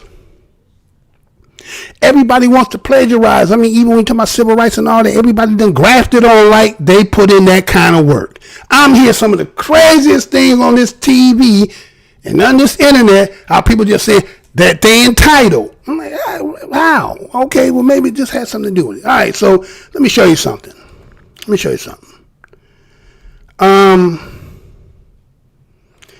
How did we get that? Because it had to be somewhere like, you know, depending on what age you are. Around about the 80s, right? I think it was around about the 80s where, you know, I'm not sure, depending on what age you were, if you were older, you were in the 80s. And then the series that came on. Without that series coming on, I don't think we'd be saying that. Because, again, just like talking about with the Statue of Liberty, they'll tell you that because there is no substantial evidence that they're going to accreditate and validate that if your family was telling you some stories in your family about who you are, they say, well, now, see, our test will not prove that. It does not substantiate that. So it's not true because fact check said it's not true, right? So when plagiarism goes wrong, right? Well, some of y'all might have noticed me not have known this. Did y'all know this? Did y'all know this? Did y'all ever hear about that? You ever heard about the time that Roots plagiarism suit is settled? Roots. Where we get that? Roots is where you got the whole from Africa from, right? Prior to then, you didn't know that. Now, there's going to be some people who say they always knew, right? Some people who come in the Geechee and the stuff like that, they know. But with many of us, we never heard that. We didn't know nothing about that. So some people try to say, oh, you don't want to be African. That's because we weren't hearing that. Now you going to tell somebody who's been in the land all this damn time, and we know our family, you know, going back to a certain point of time to now, you think we wouldn't have heard that story by now? Oh, they can't be fact checked, so it can't be true. Well, let's listen to how this whole plagiarization happened with the Roots situation, right? But before I do that, let me go ahead and look out here before I go in there, because I ain't even looked into to see who even in here. Let me see who I got in the house. Do I got anybody in the house? Let's see. I got some people in the house. Hold on. Here we go. Oh, shit, I do got some people in the house. All right. I don't know if you're still in the house. I got Sia. Greetings. Black beauty always. Indians do not consider themselves black. Black always. Hello, family. And hello to you. Yahoo Kabir Bay. Peace and love to all. Terenzo Jones. Wholeness. Yahoo Kabir Bay. Plagiarism definition. Whitewashing is real. For sure, through their history, we haven't did anything other than be slaves. Stop. What year did slavery end in America? It never stopped. It just evolved. It just changed ownership. Huh? It's kind of like this presidency, right? In 2 days, they claiming. Now, again, I got a surprise for you at the end, but just like they say in 2 days, that's why I'm doing what I'm doing now, because I've been holding back. That's why I ain't been on that, because I've been holding, because I'm looking at this thing, man. Hey, matter of fact, hold on. Look at this, huh? Let me show y'all something. Pull this up. Let me put it like this. Let me show y'all. Y'all ready to see this? Hold on. Check this out. You see this here? Y'all remember seeing this? Just imagine, imagine us up in there doing that, They talking about 5, only 5, There's only 5 mugs, You up in there we up in there like that. We took Man, Pee Wee, TT, Kiki. We'll get somebody like a Rockamo. Come on, man. Let's go up there. Let's do this. Huh? Let's go up in there and do that. Huh? And only 5 came up. Only 5 came up with the shots. That had been that. Let me tell you, know how bad that had been? You ever go to a restaurant and so you sit down, the waitress come and give you the glass of water, then you get the menu, right? That's how that would be. The 5 would just be like getting a glass of water. They didn't even get to the menu yet. You know what I'm saying? Look at him, huh? White man out there screaming, what? Ain't no pound, ain't no dogs, ain't no water, none of that, right? Huh? But it's the same, huh? Well, I ain't put no sound on it. You see it. Ain't on the speech. We don't need no speech. You can see it for your own eyes. Huh? Can you imagine that we was up in there like that? I get that, Telsall, but I'm just, even though we know that's exactly what I'm saying. But the point is, let's say it's not. Take that equation out and say it is real. Right? Go back over there. Go back and say that mug is real. Don't say it's that. Say it's real. So you saying on a fake they can get 5. If it was real, it'd have been Rahawa, the racial holy war. That's what you saying, right? Look, Terenzo Jones. I know exactly what you're talking about, bro. I know exactly what y'all talking about. But guess what? You can't say nothing. I mean, you can't say something. I'm gonna put you like at the end of this show. I'm gonna show you I was 5 years ahead of the times. I'm gonna show it. Kabir, you might know. Y'all those who've been here, y'all know already. I said this 5 years ago. I said it 5 years ago. I said it 5 years ago about where we at right now. So this ain't nothing new over here. This ain't nothing new. Thing is, they made sure I couldn't get on. But anyway, so the thing is with this plagiarization of this roots, this is how we got this African, right? Right? This is where we get this from. And so let me give you this for those who don't know nothing about this with the Alex Haley situation. It was Alex Haley. Again, you know Alex Haley. He also wrote the bibliography for Malcolm X too, right? So he had settled this lawsuit. It was about roots. Now you had the book and then you had the TV series, right? And according in this lawsuit, it contained about the materials, according to them, that was relatively unknown about slavery that he had published 9 years earlier. There was somebody who made a claim that he had published. Now I want you to catch this because somebody else had got him, but they dismissed that person and said, no, only this one. Again, being selective. So it was a 6 weeks trial. And the person who did the suit name was Harold Corlander. He was from Bethesda, Maryland.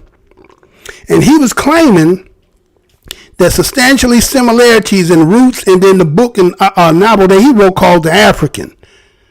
So he had sued in the federal district court in Manhattan. And what he wanted was half. Half. Damn, half? He wanted half for plagiarization. See? Plagiarization is costly if you get caught. See, people be plagiarizing us and it'd be like for free, right? We let them do it for practice. Like we practicing on when we really want to get you for real. But anyway, so the trial had reached a climax when it came to the summation with the opposing lawyers. They had tried to settle this. They said they tried to settle the case amicably, right? That's what they said, amicably. I don't know what the hell that's supposed to be, but yeah, okay. And so what they said is Alex Haley, he acknowledged and he had regretted that the fact that he had taken some materials from the African, the book by that Harold Corlander, and he said somehow it found some of the stuff that he had in his book got into my book and into my series, right? So they end up under some agreement to settle, and they were supposed to pay Corlander, his publisher, Crown, and it was probably a not disclosed amount of money. According to probably been like hundreds of thousands of dollars. And we're talking about at this particular time, right? That would have been a lot of money. But what they said is that the defendants in the suit, which was Alex Haley, he had his publishers, which was Doubleday, and then they had Dell. I wonder if that's Dell Computer today. I wonder if that's Dell. But anyway, and then also they had the American Broadcasting Company, which was ABC. But somehow ABC got dropped out of that suit, right? They got out of it somehow, had some kind of mutual agreement, and they got out of it. So they kept their name out of it, right? So we see that in 1976, Bruce had won a Pulitzer Prize and had sold millions of copies, produced series on television program. Now again, this is where those who like, let's say Generation X started from like, what, 65? So when we're talking about when 1980s roll around, the first Gen X is 65, they probably like 15, right? So this is where a lot of this is coming from, right? Because this is, I mean, those who remember when they first seen it, it was like, okay, you felt some kind of way after seeing all this, right? Now, it's one thing that somebody depict a story that's their own personal history about them and their people. That's fine. But when you make this as to be our story, and this is how all our story was, you know what I'm saying? You changing the narrative of our whole understanding. And so now when people selling us this whole transatlantic business, our reference is roots. Kunta Kinte, Chicken George, right? We kind of equate that. You know how they say, you see, you believe, right? Until you start getting woke, where you know how to separate the bone from the fish, right?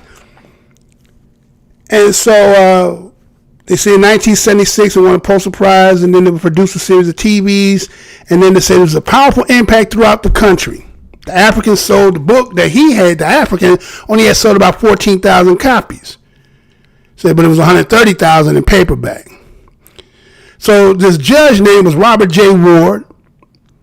He had a trial without a jury. Now they did this trial without a jury. I guess they didn't want to be public, right? Because this had been hidden for a long time. A lot of people didn't even know this. That they didn't understand that Alex Haley had got sued for making this and plagiarizing, and then it came out of a book and it was really his own story. So then the question becomes, you know what I'm saying, why would you do that? Was there a motive, and did somebody have you to do this? And again, selling this whole,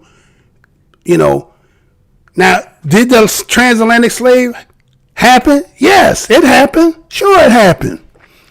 But they tell you the small percentage of that came here.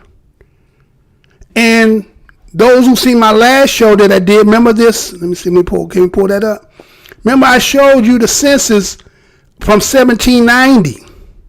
And look how many people said it was in 1790. Let's see, can we pull that up? See if we can pull that one up. Let's see if we can pull that one up. 70, yeah, pull that one up. We're in real time. Well, okay, there you go. Right. Now, that's 1790 census, right? And you see down there, the third, I think it was, okay, you got one column. Okay, from the left going to your right, we'll be in the fifth column, right? No, that's the fourth column. Go all the way down to the bottom, you'll see 790, I think 757,000, right? Now, that's probably in 1790. Now, we done heard, they talking about 100 million, 50 million, we done heard all these big astronomical numbers. But then when they come with this, what they count, how come that number ain't matching that? Right? And also I've had some almanacs that go back and talk about there was about 225,000 that they count that was brought here. Right? So that's not saying that people were not brought here, but then there's a majority of us who weren't brought here. So we were already here. Right? We were already here. But no, again, same thing. Nobody ain't going to tell you was already here. They're going to tell you some story that, again, somebody else telling you. So like I said, how did you get to know the African part? How did we know that? This kind of helped, didn't it? This helped a whole big lot, didn't it? So They had a trial without a jury. And so in a few weeks of the trial, what they did is they proposed a settlement. And so they end up rejecting it. Now, the judge is the one who proposed this.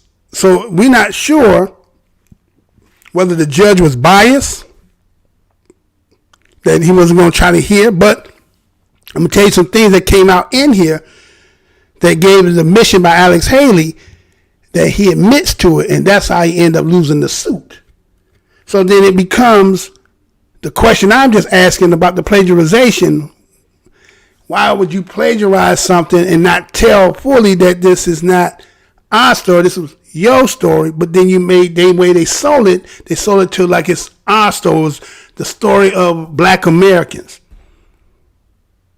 So it wasn't until, again, now you're talking about the 80s, and then you're going to have the resurgence, or you having the come up of the John Henry Clarks and them who are teaching about Egypt and Africa and all that good stuff. And so that is kind of helping to ward some of that off. But other than that, everything else has been there. And so based on that, a lot of people got self-conscious about that. And that's where you get some of the negativity parts about Africa. Now, everybody want to say that they got their negativity from Tarzan, watching Tarzan. Everybody seen that shit. Nobody want, you know what I'm saying? Okay. Right? And then some people say they get mad because they say African booty scratching. Come on, man. That's kiddie shit. But being a Black American, man, we talk, you know what I'm saying? That's what we do. You know what I'm saying? We that's part of pastime. When you didn't have no, you sit on the corner with your boys, somebody start off, and, you know, we get it going. You know what I'm saying? Talking about them shoes you got on. Whatever, you know how we do it, right? So that was just part of it. So some people take that and they run off with it and they saying all this stuff. But y'all say things, people from other places, that you really try to, demean us in a way that, like, we less than. But without us, a lot of y'all ain't got nowhere the fuck to run. But nobody want to get that. We are on all sides, even the white side. So everybody really is here to take. Ain't nobody really here, because I'm going to show y'all this. Hold on. Let me show you this while I'm going here. Because I seen this video too. And it's like, is that what it is? Well, I'm going to say that. Let me finish this and then we'll come back. Let me finish this. All right, so you got, so they had dismissed they said the similar case, they said there was a case that had happened earlier that year before the case that they had, where another judge had ruled that there was only insignificant similarities between Roots and a book that was called Jubilee. And this was written by, I think this was a professor from Jackson State College in Mississippi named Margaret Walker Alexander, which I think was a sister, right? And in her book, she was, matter of fact, as her being a doctor, she was respected as a Black writer. And she said she was telling her story based on the true story of her great grandmother. And she was depicting the Black life in Georgia and during from that time all the way back to the Civil War. Now, she said her story that she was writing about was real. It was hers, right? She had filed that same lawsuit in 1977 in Manhattan. And she alleged that part of Roots, she didn't say all of it, she said parts of it was copied from her book. And so they said the lawyer for Roots, he had said that there was some striking similarities, but Coylander, the white guy, ran and did the suit before her. She talked about it. See, sometimes he puts it in the air and somebody heard it and then he ran and did it before you did it. So that's what he did. He ran and did it. And so he was a novice writer. He had about 27 books, folklore, writing stuff about Black people, right? But he ain't Black himself, but he writing all about transition to Black people and freedom to plantation life and all that other stuff. But he ain't Black, right? So he took precedence over her. So they knocked the sister out, right? You know what that was. That's kind of like, y'all ever heard, the sister that wrote Terminator and Matrix, right? Y'all ever heard of that sister? What's that name? What's that sister name? I bought a book, but the book was damn near all nothing but damn her court case. I wasn't even ready to read. But anyway, You know what I'm saying? They took her work from her too. They plagiarized, took her stuff too. Say theirs too, right? She got paid, but what's the difference of getting paid when it's yours? So she might get some royalties off it, but she don't get her name as that's her work. She did The Matrix, she did Terminator, and it's like, okay, but now you don't really hear nothing about her. She come on some shows once in a while, you hear it here and there, but the point is, this plagiarizing off of us, everybody does amongst us. That's why you keep hearing people saying, "Oh, we ain't got no friends, man. Everybody out here ain't everybody who your friend ain't, or your skin ain't your kin, and your friend ain't your end." Right? These people all do what they doing, but we looking at where we at right now. As King has said, we got some difficult days ahead. Might be coming, right? Because I know some of y'all split as to who y'all thought as picking. Like I said, I don't, it's like, two mugs of the same and the same kind of agenda. But some people feel mentally relieved about who they chose. Now, when you look at history, like I said, when you look at your background, and, some people, what they see in their face, they can't take because they, kind of sensitive. You know where you at. So a mug talking like that, you should be kind of a little used to it, unless a motherfucker trying to put you a horse with blinders and make you not see everything. So because the mug not saying it, see no evil, right? You hear no evil, that means he ain't doing no evil, but he got evil for your ass. Just when he get in the helm of that damn that ship, right? When he start to control the ship, we gonna feel it. So these might be some of the last times you're gonna be hearing some real talk.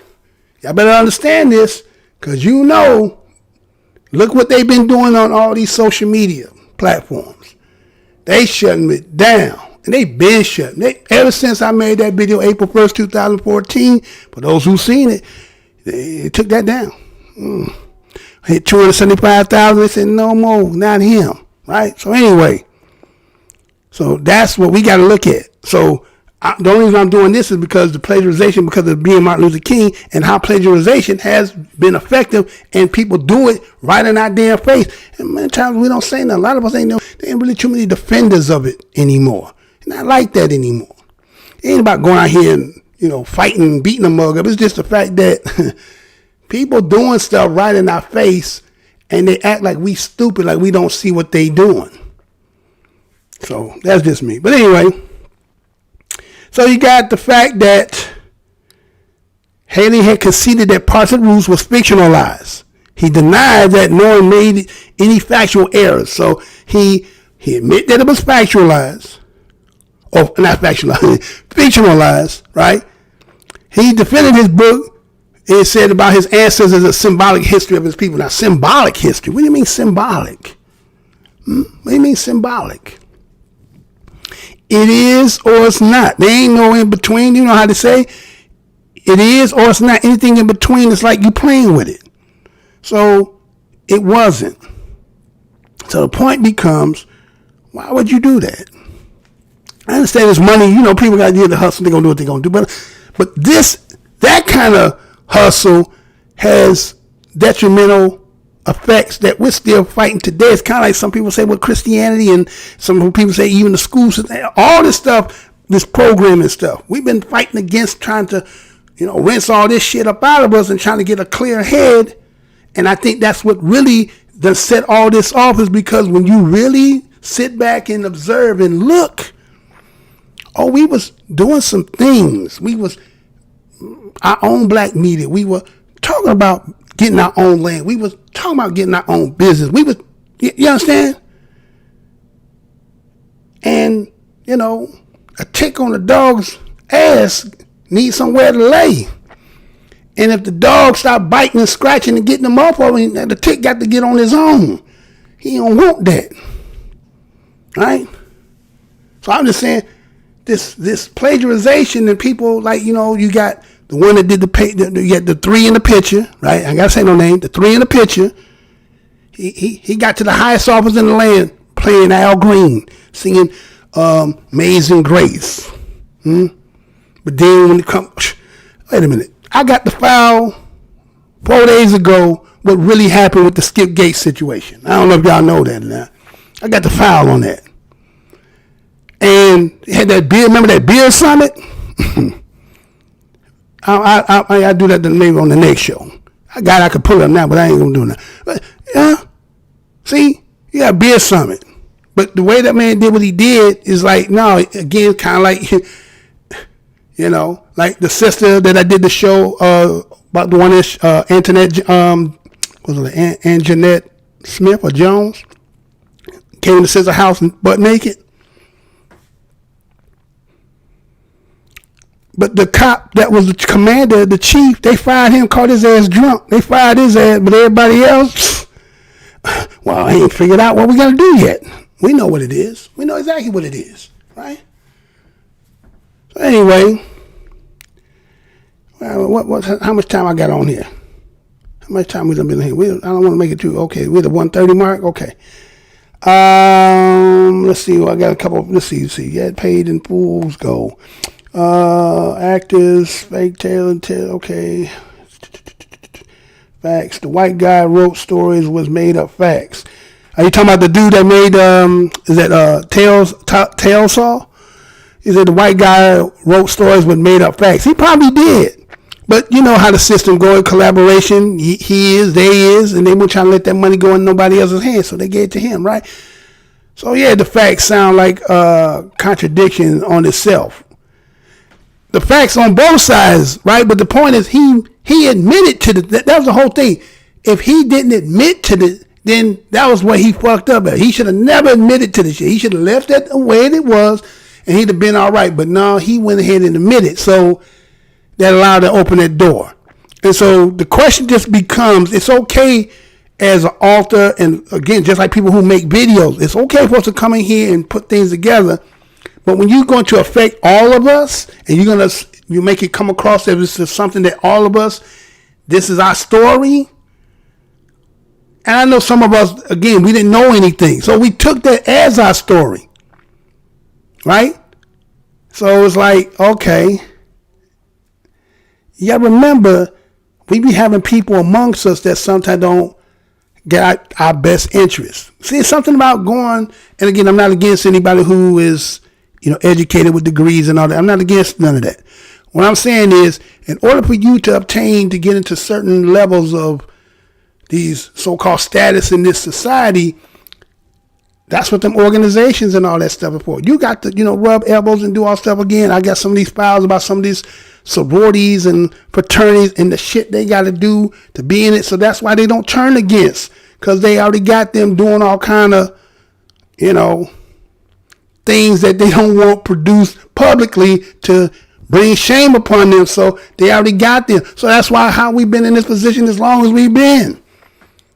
So it's like, that's why it's when you take somebody who come out the concrete and come up, you see what end up happening. They'll shut you down. They don't let you rise up because, again, you're going against the grain. It's kind of like how some of y'all talking about the real thing about let's say, the staging. And I know what you're talking about, all the stuff behind it. That's what I said. Today I'm coming, and then we're going to see if this EMS and all that, you know what I'm talking about? All that stuff going to go off, and we're going to see what it is. Because I see this polar vortex want to come in too, right? The polar vortex want to come in and freeze up so we can't do no Jesse Smollett's and all. But anyway, let me move on, man. So, but that's that plagiarization, again, about this whole story here. It's funny on both sides, but the point is he should have never had admitted unless that's what his whole intent. And then remember, he was with ABC. ABC, the American Broadcasting Company, kind of like at this time would be like they're producing all the movies before you talking about all this Hollywood stuff. Hollywood's still doing what it's doing, but TV had more control than as TV faded, and then it become more about Hollywood. So when they was doing it, they was really programming our ass. Just like they was doing the Tarzan and Driving Miss Daisy and all. They was putting the screws in a lot of people. That's why some of my people to this day are real, they real messed up. They be trying, right? Homosexuals and all those fraternity orders. Yeah. You right about that. That's what I'm saying. I've been looking at, they released, let me give you some information for those who might want to know. You know they done released all, Trump had released all them damn files, right? Go in there and look at some of that shit. Go in there and look. You'll see all kind of stuff up in there. There's some stuff I'm going to bring in here and talk about, like, let's say, for instance, when we talk about that street business. You got a lot of our brothers who done come up out the militaries. They've been doing this for so long that they feel like, man, a lot of that done trickled into the streets. And that's why they kind of been they've been apprehensive about them, because go look in there. That's what I'm going to tell you. Go look in there. They released that. They've been about almost a week now. Right? So go in there and go check some of that stuff out. Frat and fraternity is a body of men. Yeah, it's kind of like agape love in Christianity, right? You got two phalluses, right? We had the ankh, right? We got the vagina with the phallus, right? That's make life. Christianity is two phalluses, the little one and the, you know what I'm saying? Rubbing together. So I get what you're saying. And that was the name of the file that was released. I want to look up. Oh, you talking about the one I just mentioned, Kabir? Yeah, it's in there. It's called, it's in there. You'll see it. Just go back in there and look. It's in there because I grabbed it. I've been in there grabbing. So I'm telling y'all, for just those who are interested in looking about stuff, they got things in there. They got a lot of stuff in there. I'm going to bring a lot of that over here. So I was just coming out today because, again, I don't know what's going to happen after tonight and tomorrow. Some people talking about the Nasir and all that stuff, Gesara, and, all that stuff. So everything that people been talking about is going to be put out on, whether they true to what they've been saying or what they know. A lot of people, shit is, they're going to get called on it. So anyway, that part of why I got the military myself, once I start seeing my third eye, not two eyes. Yeah. You start getting that, yeah. That's okay, I'm putting it like this, Terenzo Jones. You know what that be, man? A lot of times that be like, we come out of families that sometimes we don't have people who, let's say, who like to express certain things, right? Sometimes they leave it on your own. You gotta go through your own obstacles. People who benefit well is when people have somebody OG in the family, somebody who be trying to spit their game cheese, sit down, tell you from A to Z. But when you go in and say you the first generation or you the first one in your household to go to college, nobody know what the college game is. So let's say you go on some kind of scholarship or something like that. You get in there, you got the scholarship. Somebody try to introduce you, man, get into this club, get into, next thing you get involved. Now you come in straight green. You don't know nothing. You're going to learn as you go. And by the time you figure it out, you already too deep in it. You done signed on the dotted line. You done did all kind of shit. And so now in order for you to propel and be a part of it, you got to go along with it. Because otherwise, what good is to have this diploma and all this and then you can't use it because you ain't connected. So a lot of people get caught up in there and they get, it's kind of like when we, like, let's say this. I don't want to say no. It's not that I'm afraid to say names. But y'all know what I'm saying. You have people that was in this black corner who are advocating for, let's say, when you talk about the two sides of this bird politically, now that you got what you've been out here trying to get, but then we done heard some of them closed rooms talking about don't be asking for shit. Now that I'm in, what they gonna say now? What they gonna say when you ain't getting nothing and they talking about opening up the floodgates for everybody to come in, right? They talking about bringing that. They talking about 50,000 from India. They talking about, you heard dude say, he said, man, him and he said all them that was behind him. But then he said they running from COVID or the pandemic. Now wait, how you gonna let all these people, now I don't want to get up the topic. How you gonna let all these people in and they, now again, that's another one of them, fairy tale, real or not. Again, everything being classified. We're gonna touch that over here too. Everything been classified as that. So we can't say it's not to the full extent. But the point is, how you gonna flood this in where people come from other places, which means you can bring in a whole lot of shit. So then that's gonna make it where You gonna try to make everything have to go get this? I ain't with it. But anyway, anyway, you get what I'm saying?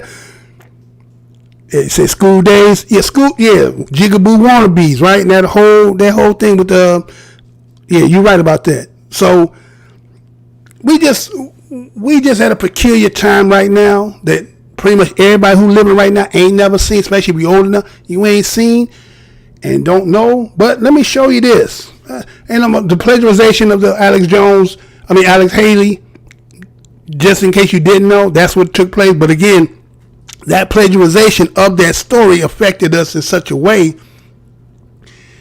You got people who want to argue with us and try to make it seem that we don't want to be Africans, but they can't substantiate how we Africans in, let's say, not that we not blood tie as we go in our tree and go back, but we done established so much here that you want us to denounce this so that you can come in and have us go back, and then we all go over there. Have y'all been seeing some of these stories? Our people are going back to places, and then they're starting to, build themselves up, and then the people saying, y'all coming in here like imperialists. Y'all trying to steal, y'all trying to take over. Well, shit, that's the same way we looking here. But we ain't saying nothing, though. We just, okay, damn, everybody get something, everybody can eat, but we can't eat. Unless we hustling or we, some of the stuff that you talking about, Jones, huh? Oh, you ain't with that either? Okay, the people need to understand neuro-linguistic programming and psychology. They say, some of that stuff you saying, bruh, it's like talking, they say, astrophysicist to a wino. You know what I'm saying? Some of the people ain't gonna never get to that level. They gonna never get to that level. I know what you're talking about. Because this whole thing got to be run on psychology. So, you know what I'm saying? The remote control of remote control. I'm doing subliminals and messing with your theta, it's theta, alpha, and beta. The alpha waves can be cut, and I can enter. Man, yeah, it's deep. It is. Same old game over and over again. Yes, sir. Yes, sir. So, to end this up, because I done did enough of that, check this out. Now, I had did a video 5 years ago, but I want y'all to hear what this, I want you to hear this interaction between, this was happening up in Washington. And listen to this brother having this conversation with this white dude. And then I'll talk about that after. Check this out. And I'm going to end that on this. I grew up in the 1960s. I was maybe 7 years old during the riots in South Plainfield. You grew up in the 60s, my people were dying every day. Okay? Thank you. Yeah. This was just some work. Yeah. You trust the process. And that changed. There was no racism in the United States. There was no racism. There was none. Now they've recreated racism. They've recreated it now in your world. So my forefathers who hung on that screen, it did work. What do you think it's going to do for race relations when they make me pay you for reparations? What do you think that's going to do for race relations, officer? You think it's going to help? You think it's going to make white people like black people? That's what they want to do. It works. That's what they want to do.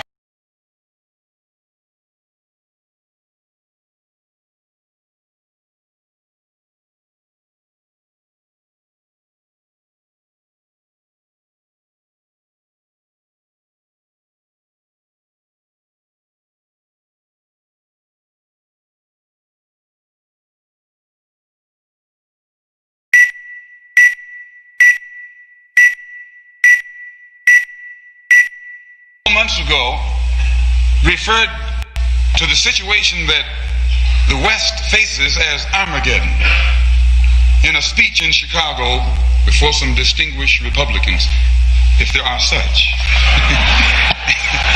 And he referred to this crisis that America is facing as Armageddon because of the nuclear-tipped missiles that are poised all over the earth.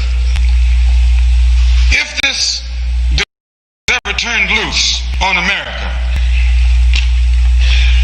the Negro has no fallout shelters, and white people who have them You won't even let Negroes in white neighborhoods during peacetime. How will he get in your fallout shelter during wartime? You haven't yet desegregated New Rochelle. How are you going to let Negroes, when you're under attack, into a space that you yourself hardly have room in? Why, you're crazy if you think we even think that you will. So we're not relying on fallout shelter. We're not relying on air raid shelter. As I said earlier, we're relying on God. When God destroyed Sodom and Gomorrah with fire, the Honorable and brimstone, the Honorable Elijah Muhammad teaches us that that's only a symbolic story designed to paint a prophetic picture of what America is faced with today. Because of the immorality and indecency and corruption that exists in all levels of American society, God has doomed America for destruction. Pope Francis declared wars on Obama via attorney July 4, 2014, and it reads, Civil Orders July 4th, 2014. Issued to all members of the domestic police forces, U.S. Marshal Service, the Provost Marshal, members of the American Bar Association, the American Armed Services. These organic American states of the Union, known as the United States of America, major, exercising plenary civil powers upon the land hereby appoint General Carter F. Ham to lead and command the Grand Army of the Republic and its successors under the guidance of the Joint Chief of Staff and with their full support. Should it become necessary to suppress commercial mercenary forces operating under the guise of being federal government agencies, including but not limited to the Department of Homeland Security, the Federal Emergency Management Administration, the Internal Revenue Service, the Bureau of Alcohol, Tobacco, and Firearms, etc. General Ham shall assume immediate command and control of all armed forces and services owed to the United States of America major stationed in North America and shall join them under his command as the Grand Army of the Republic. All forces of air, land, and sea are to be employed. Any cost or loss suffered as a result of deployment of the Grand Army of the Republic shall be charged as stipulated prior. All efforts shall be made by the Grand Army of the Republic to spare life and property while undertaking any actions whatsoever within the states of the Union without exception. The GAR is uniquely enabled by these orders to operate on the land of the 50 organic states for the purpose of securing the lives and property of the American states and American state citizens. The GAR is not a foreign army and is composed primarily of American state citizens. If required to take field position, the local commanders shall make every effort to communicate the basis of their authority and the reasons for their presence on American state soil to ensure a prompt cessation of hostilities and a widespread understanding of the usurpations and acts of fraud which have led to any conflict. All parties must be brought to understand the nature of the federal government, the limitations of its authority, and their own obligation to act in favor of the organic states of the Union. The Grand Army of the Republic shall continue to operate under General Orders 100, known as the Liber Code, extant from the pens of the last Republic President, Abraham Lincoln. No orders, executive or otherwise, issued by Barack H. Obama pretending authority on the lands of the American states while operating as President of the United States Corporation, nor as the President of the United States of America minor, are owed any performance by the Joint Chief of Staff, General Ham, or any ordinary. All plainly stated grants of contractual authority evident in the Constitution for the United States of America remains in place, subject to good faith performance of the accompanying obligations and treaties. Mr. Obama is the president of a governmental service corporation under contract to provide stipulated services to the organic states and is on their payroll. He otherwise acts as a foreign dignitary representing the United States of America minor. In neither of these capacities is he allowed any granted authorities to impose upon American state citizens, endanger American state property, or command mercenary forces on American state soil. However veiled as federal civilian service agencies, we require the Joint Chief of Staff and General Ham to commence measures to disarm federal civilian agencies, personnel, and to seize control of the vast stockpiles of arms which have been improperly amassed by the Department of Homeland Security, FEMA, and other agencies employed by the United States. The only federal agency allowed free egress on the land of the American states is the United States Marshal Service, and then only when their personnel are engaged in their duties to protect the United States mail and sworn to act as constitutional officers. All other federal agencies' personnel are limited to unarmed service until further notice. We direct the Joint Chief of Staff to communicate these first two general civil orders directly to Mr. Obama, the members of the United States Congress, the administrators of all federal agencies, the members of the Supreme Court, and those acting as governors to compel their rapid understanding and cooperation. Any expense or damage incurred by these organic states or any American state citizens as a result of actions undertaken by any federal agencies, personnel acting as armed mercenaries on American state soil will be understood as a result of violent crimes committed against the peaceful inhabitants of the land and will incur immediate judgment, liquidating the assets of the International Monetary Fund and the Federal Reserve. In payment of the stipulated reparations, such crimes shall also be considered contract default, increasing the public debt subject to bounty. Any and all corporate officers of the United States or any successors organizations inheriting federal service contracts who support, condone, or promote such crimes against the American states or against American state citizens shall be to arrest and prosecution for commercial and violent crimes. All foreign officers or officials operating as elected or appointed officials of the United States of America minor who support, condone, or promote such crimes against the American states or against American state citizens shall be subject to arrest, confiscation of their assets, and deportation to Puerto Rico, Guam, or such other states as may be willing to receive them. Such foreign officials include members of the American and the British Bar Association who were licensed to act as privateers against the interests of the American states and American state citizens from 1845 to 2013 in flagrant breach of trust. All such licenses are now extinguished. Members of the Bar Association are required to cease and desist assault against the American states and American state citizens and shall be subject to arrest, confiscation, and deportation otherwise.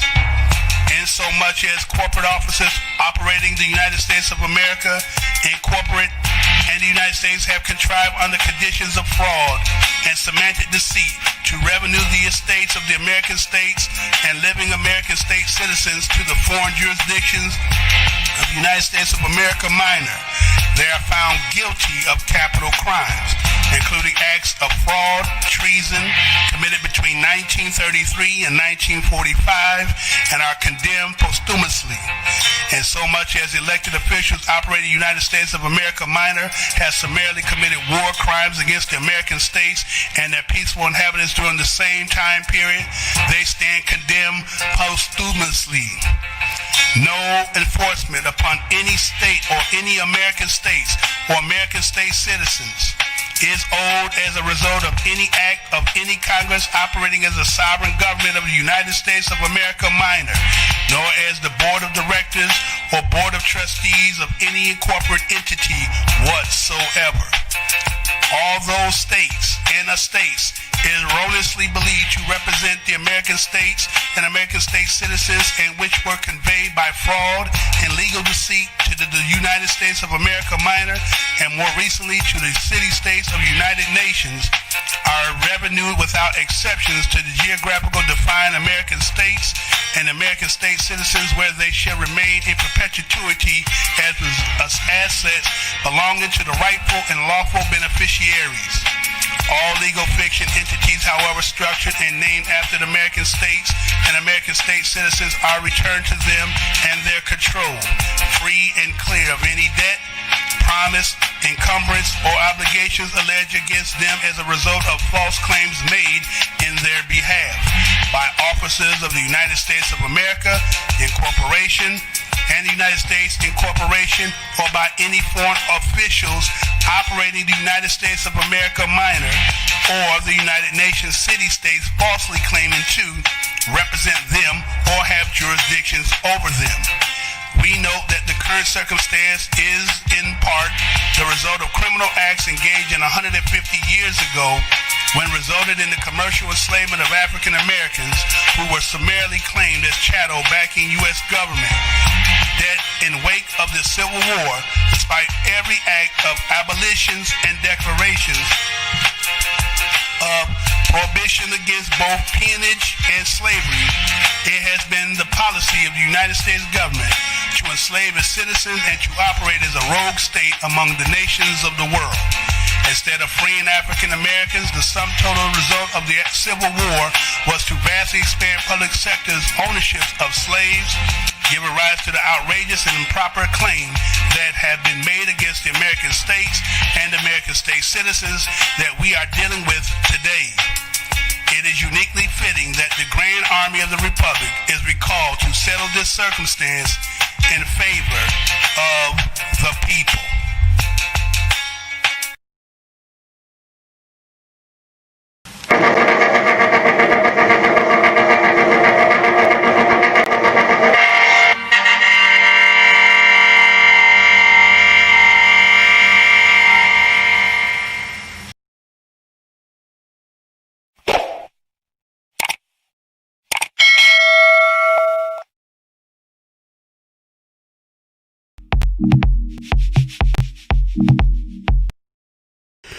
All right, are we there? Are we there?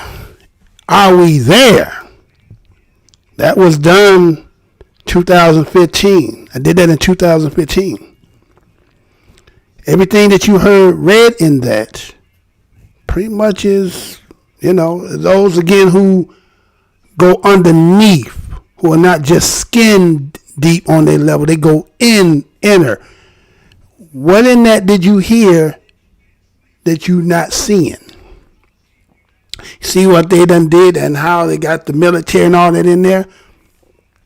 From one position, they saying that it's to protect one side. The others from the underground is saying something about what that letter talking about, right? Now, at the time when the Pope came in 2014, that was the Pope giving it to when Barack Obama, which would be the last president of, again, when you understand what major and minor is, right? I'm already 2 hours. I would have did that, but so I didn't want to do that. So again, I'm just saying, is that what was said then? Is that what's about to happen now in the next 2 days? Now, I'm not saying, I'm just saying, is that what that talked about will be going on 7 years exact, short in July, but is that what that is? Is that what the Pope did? Because you also, those who know about the underground stuff, aren't they talking about in Italy? Ain't they talking about something? You get what I'm saying? So anyway, I ain't gonna get too, right? Yeah, I appreciate everybody here, man. Again, came out. Okay, thank Kabir Bey. Yeah, is that it? Is that where we at? That's all I'm saying.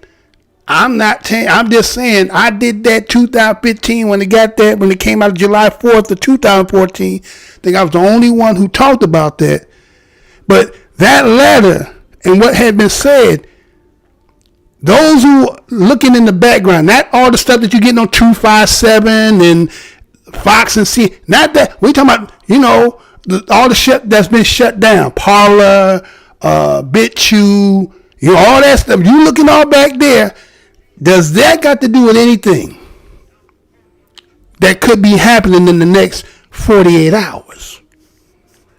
So that's all. I'm on some fact. That's some fat to chew on, right?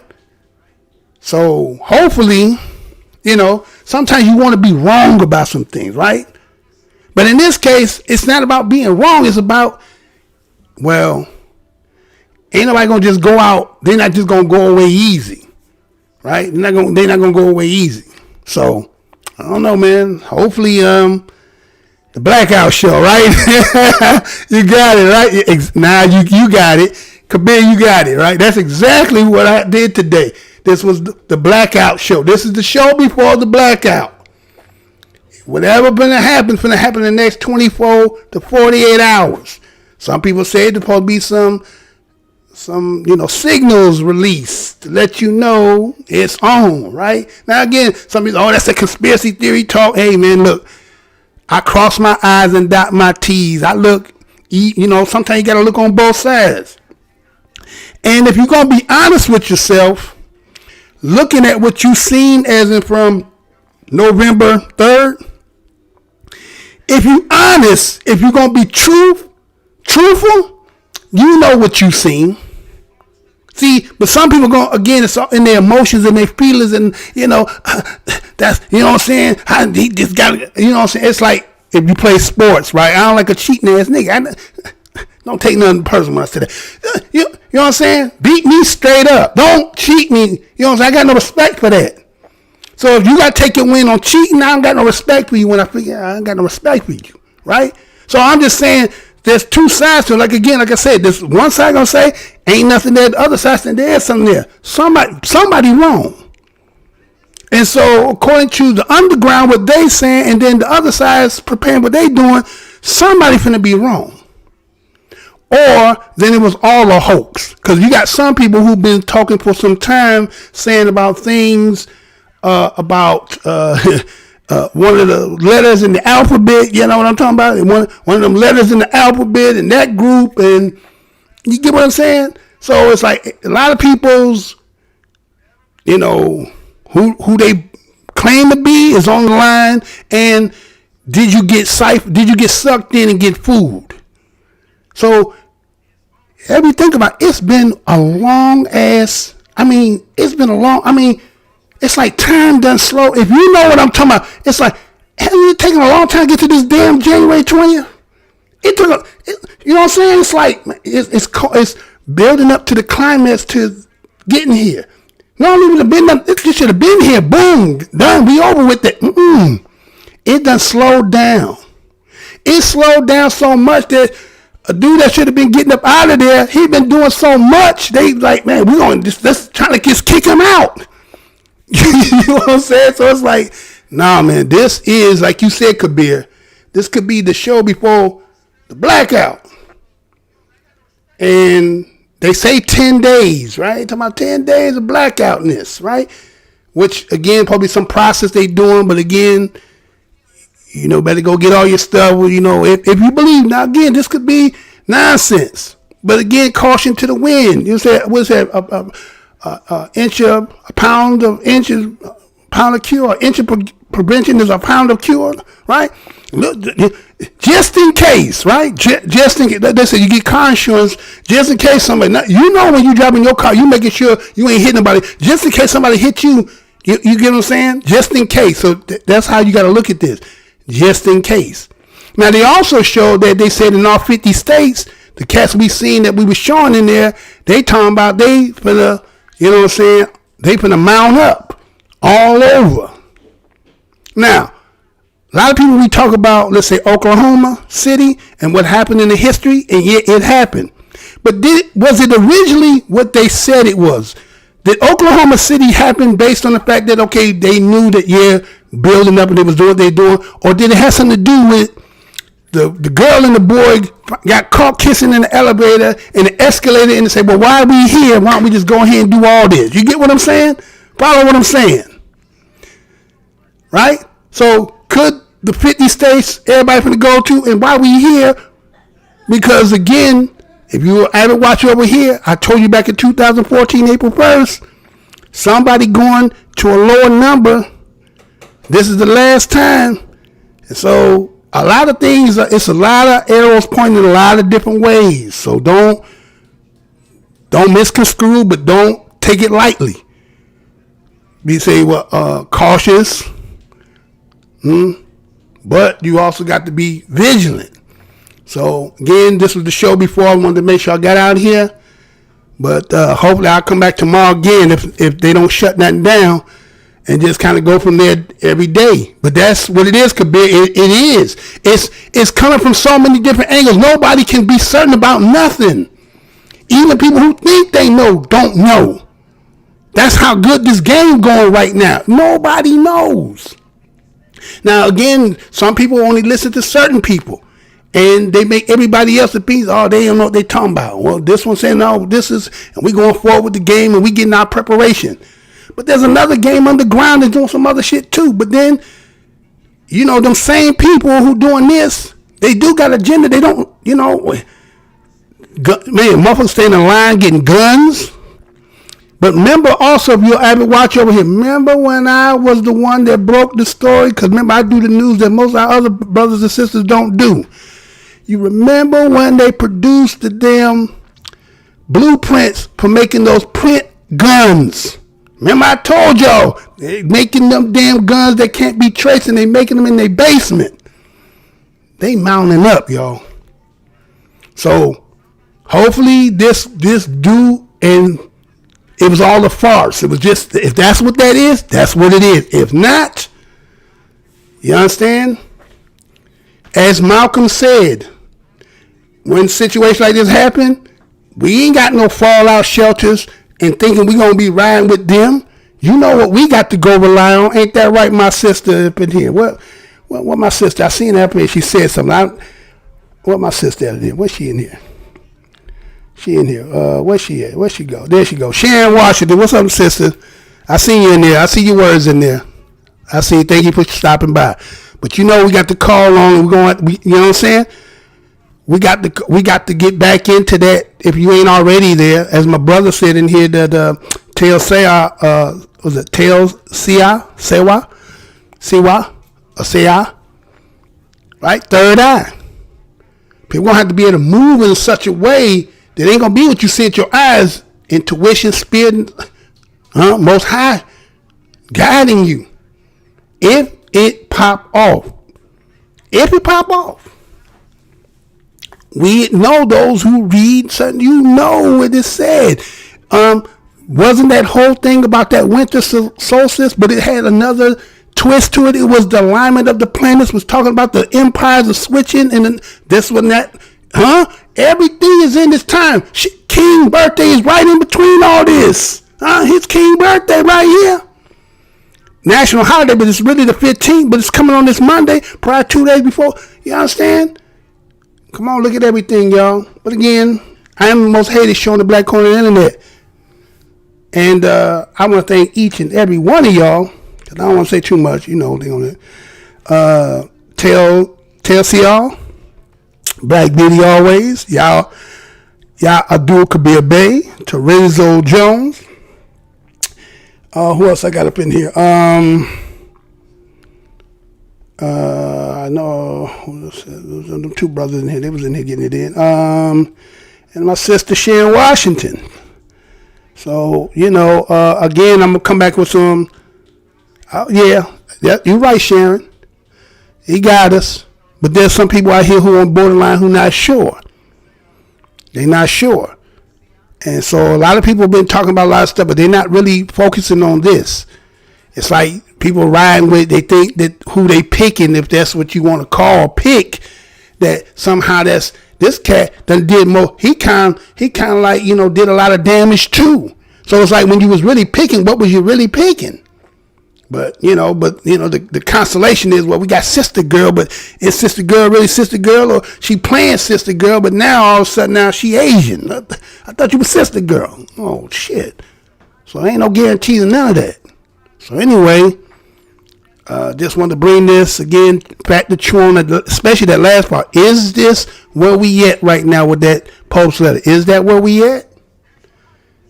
We could be there, we could not be there, but the point is, being what they say, don't get ready, stay. You don't have to get ready if you already ready, right? You ain't got to do that. You already ready. You should be, and if not, you better pray up. You better get connect up, and I guess whoever around with you, that's what you gonna have to roll with. We're not saying this is definite. You know what I'm saying? We just saying we don't know. No one knows. No one can say for a certainty 100%. You know, who playing games? Are they playing games? They playing psychological games, bro. Are they playing a psychological game with a lot of people who out here thinking that? Could be. Could the one that you think is kind of like saying, well, the one who you think that you shouldn't be really doing something that's really supposed to be doing something in the name of something? Could it be? We don't know. So it's like, stay tuned. It's a thriller. Stay tuned. All right. There you go. Be ready so you don't have to get ready. There you go. I couldn't get it out. but anyway, peace and love to all of y'all, man. To your fam, stay up. You know, be ready. Hopefully this, you know, it's kind of like we got the blood on the door. Let it pass on by. Right? And if not, I think if it do push come to shove, we got righteous indignation on our side once you understand what you standing for. Because see, most people I think a little bit now understanding what they got to stand for, and that's what keep you not having it. But if you know what you standing for, you know, I think what was that scripture, Sharon? Where they getting to the precipice and we could see in the mountains, they seen it was more of them than us, but they didn't see behind the mountains it was more of them than it is, huh? You see what I'm saying? So we got things in our favor. You know what I'm saying? Maybe some of this other stuff was purging, was getting some people out. And those who might have lost somebody, that's not what I'm saying. I'm just saying, we don't know how this thing. Because let me show you one last thing before I get up out of here. There's one thing. And he said this. I couldn't believe this. They said this. Listen to this. Hold on. Let me see. I actually said this. Well, let's see. We got that? Okay, yeah. Listen to this right quick. Intentionally using synthetic molecules, which by design are cancer, AIDS, all of the both men could dream up. Yeah, it's for the purpose of sterilization and population control. There's too many people on the planet we need to get rid of. In the words of Bill Gates, at least 3 billion people need to die. So we'll just start off in Africa. We'll start doing our research there, and we'll eliminate most of the Africans because they're deplorable. They're worthless. They're not part of this world economy. So they have their rights taken away, and they're suppressed, and they're...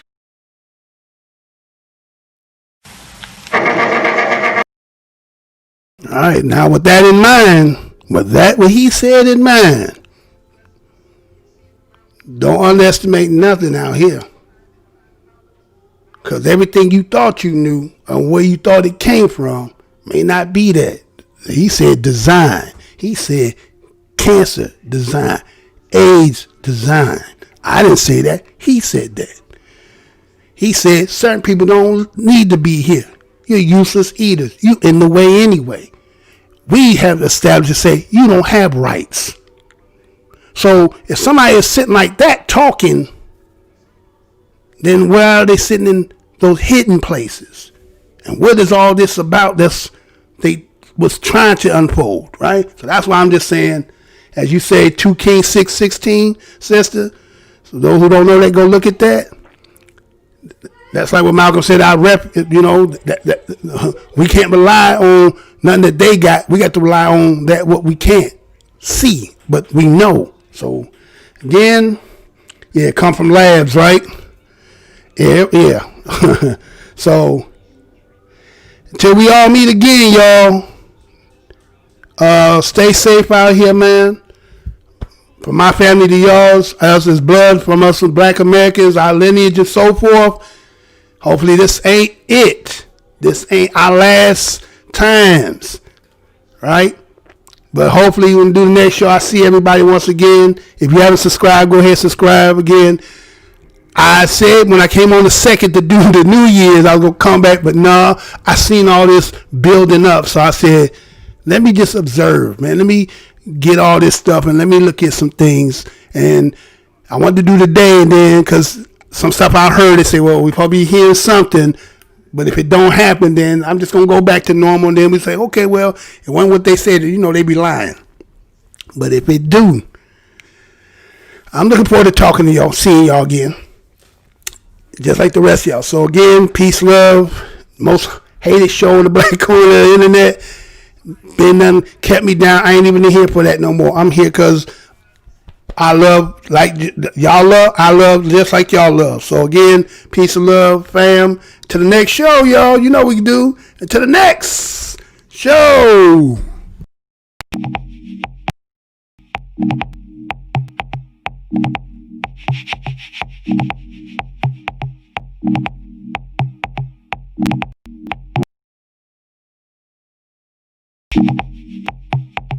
You